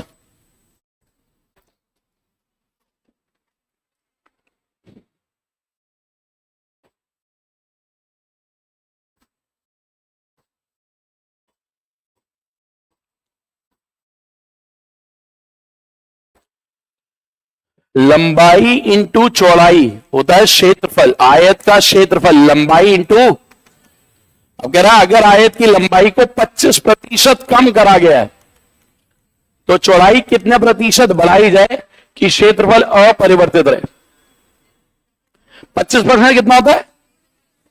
1/4। 1/4 का मतलब अगर 4 था तो हमने 1 कम कर दिया, कितना कर दिया? ये तो बताना 25% 1/4, तो अगर 4 था, बेस वैल्यू ये लेते हैं जो डिनोमिनेटर में है, 4 था तो 4 में से 1 कम करा, कितना 3। अगर ये 4 से 3 हुआ तो ये 3 से, और अगर कोई चीज 3 से 4 हुई है कितनी बड़ी, किसके रेस्पेक्ट में, सो 1/3 इंटू 33 सही 1/33 सही 1/3%। So answer is 33 1/3%।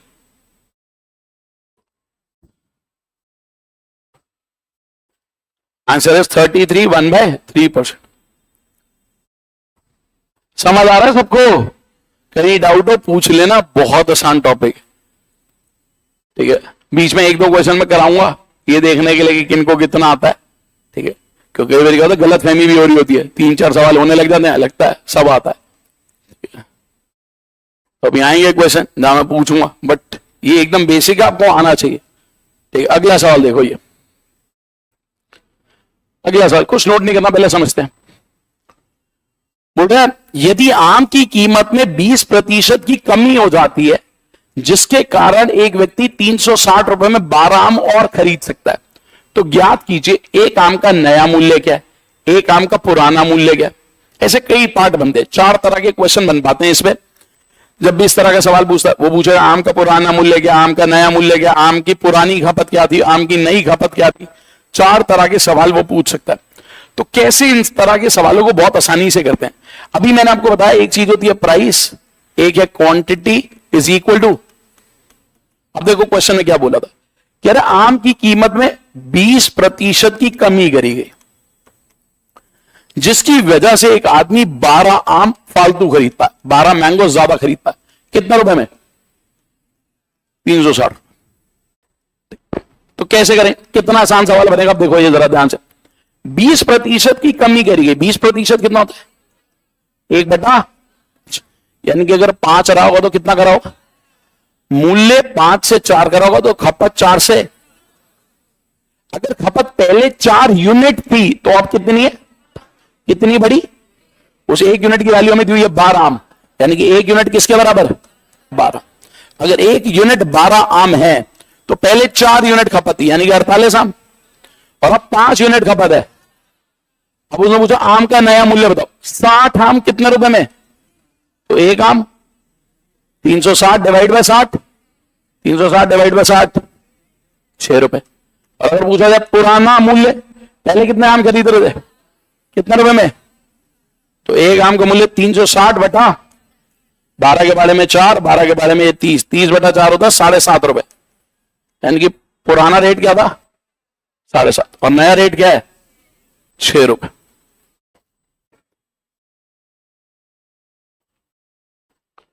ठीक है, करो इसको नोट और फिर कुछ डाउट है तो पूछो।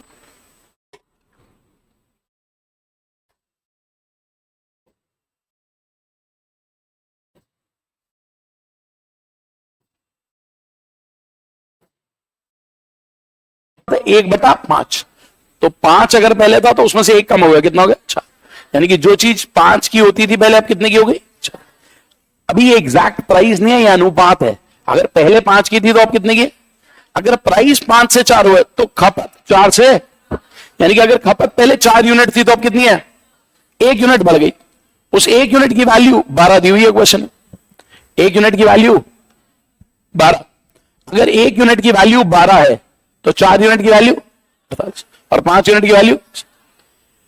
अब 60 आम खरीद रहा था कितने रुपए में, तो 1 आम कितने हुआ 360 डिवाइड बाय 60 6 रुपए, तो ये आम का नया मूल्य आ गया। पुराना मूल्य पूछ रहा था कितने आम खरीद रहा था, 48 आम खरीद रहा था कितने रुपए में 360 रुपए, तो 360 बटा 48।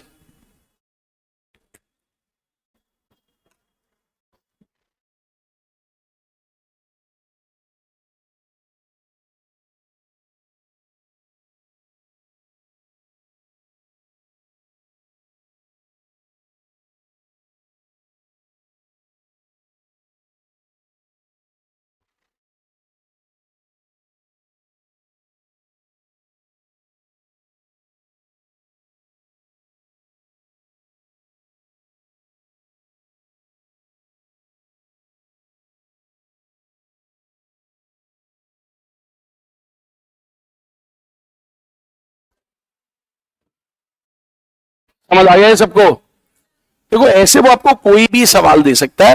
जैसे अगर आप कहते हो मैं एक क्वेश्चन और बना देता हूं इस तरह का, जैसे भाई अगर ये पॉइंट आ रहा है, देखो वो ये बोलेगा, जैसे अभी इस क्वेश्चन में क्या था, रेट 20% कम हो रहा था, ठीक है, मैं बढ़ा देता हूं। सपोज क्वेश्चन आ जाए कि आम के मूल्य में, कुछ नोट मत करना, सिर्फ ध्यान से सुनना, आम के मूल्य में 25% की वृद्धि हो गई, जिसकी वजह से एक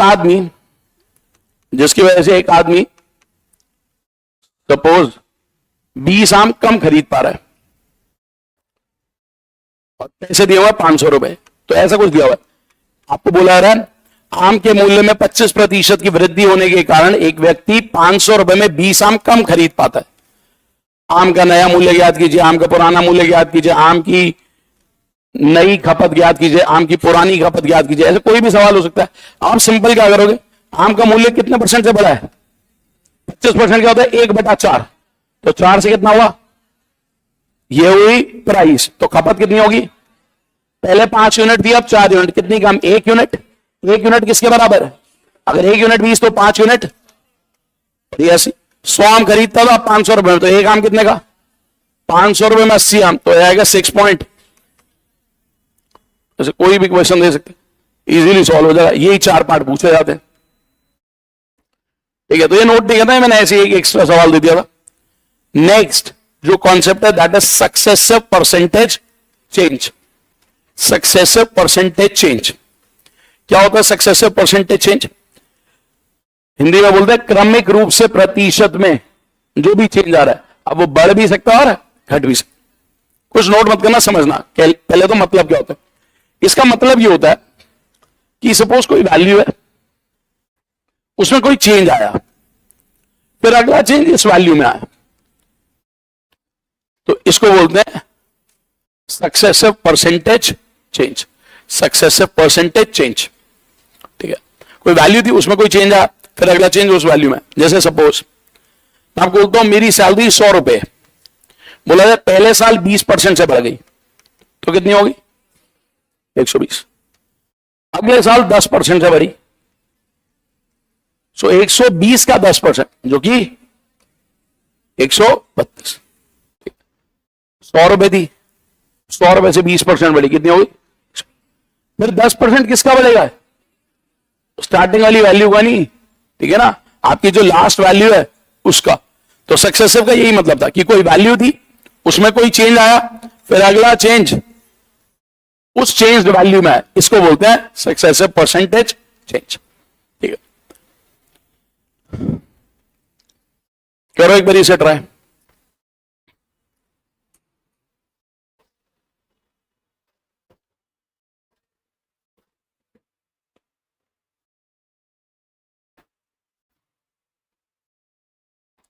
बोला गया किसी की सैलरी पहले 20% से बढ़ी, देखो मैं ऐसे लिख रहा हूं, बढ़ी तो ऊपर की तरफ एरो, फिर घटी तो नीचे की तरफ एरो, कह रहे नेट चेंज क्या हुआ। अब आप कोई भी वैल्यू मान सकते हो, 100 मान के चल लेते हैं, 100 पे कैलकुलेशन आसान ही रह रही है। 100 थी अगर, तो 20% बढ़ी, कितनी हो गई, 120। 120 का 30%, 120 का 10% 12, 30% कितना हुआ, 36। सो 120 में 36 कम हुआ, 100 से वो चीज कितनी रह गई, कितने परसेंट से कम हो गई, 16% से। वैल्यू 100 थी, 20% बढ़ी, 120। 120 का 30%, 36, तो 120 में 36 कम हुआ, कितना रह गया, 84। कोई चीज 100 से 84 हो गई, तो कितने परसेंट से कम हो गई, 16%। यहां तक कोई डाउट,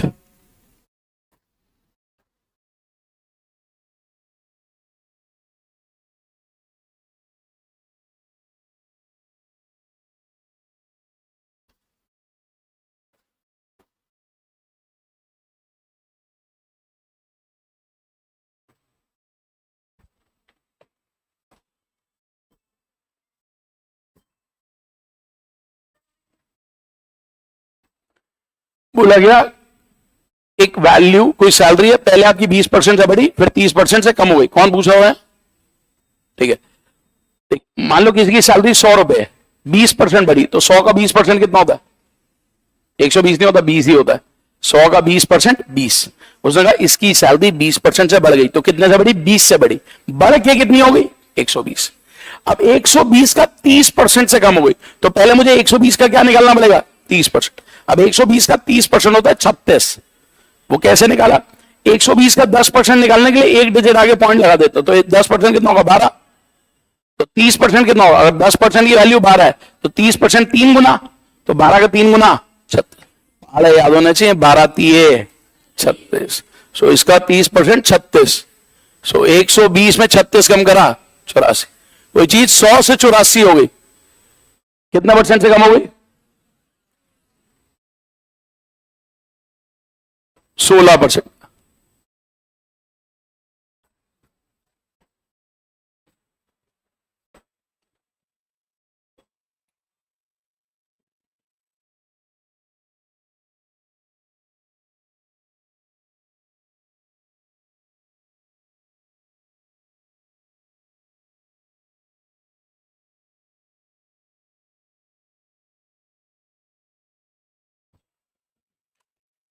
ठीक है, देख रहे हो, नीयत साफ होती है तो भगवान सुनता है। ठीक है? मैं कह रहा था ना आज छुट्टी, ठीक है, इसे कहते हैं, इसीलिए कहता हूं नीयत साफ रखा करो। ठीक है, पैसे कम ज्यादा होंगे चल जाएगा, भगवान सुनता है। देख रहे हो, क्लास बंद करनी है अभी। ठीक है, सो अभी आज के लिए सिर्फ इतना, नेक्स्ट क्लास में आगे कंटिन्यू करें। This is all for today, thank you.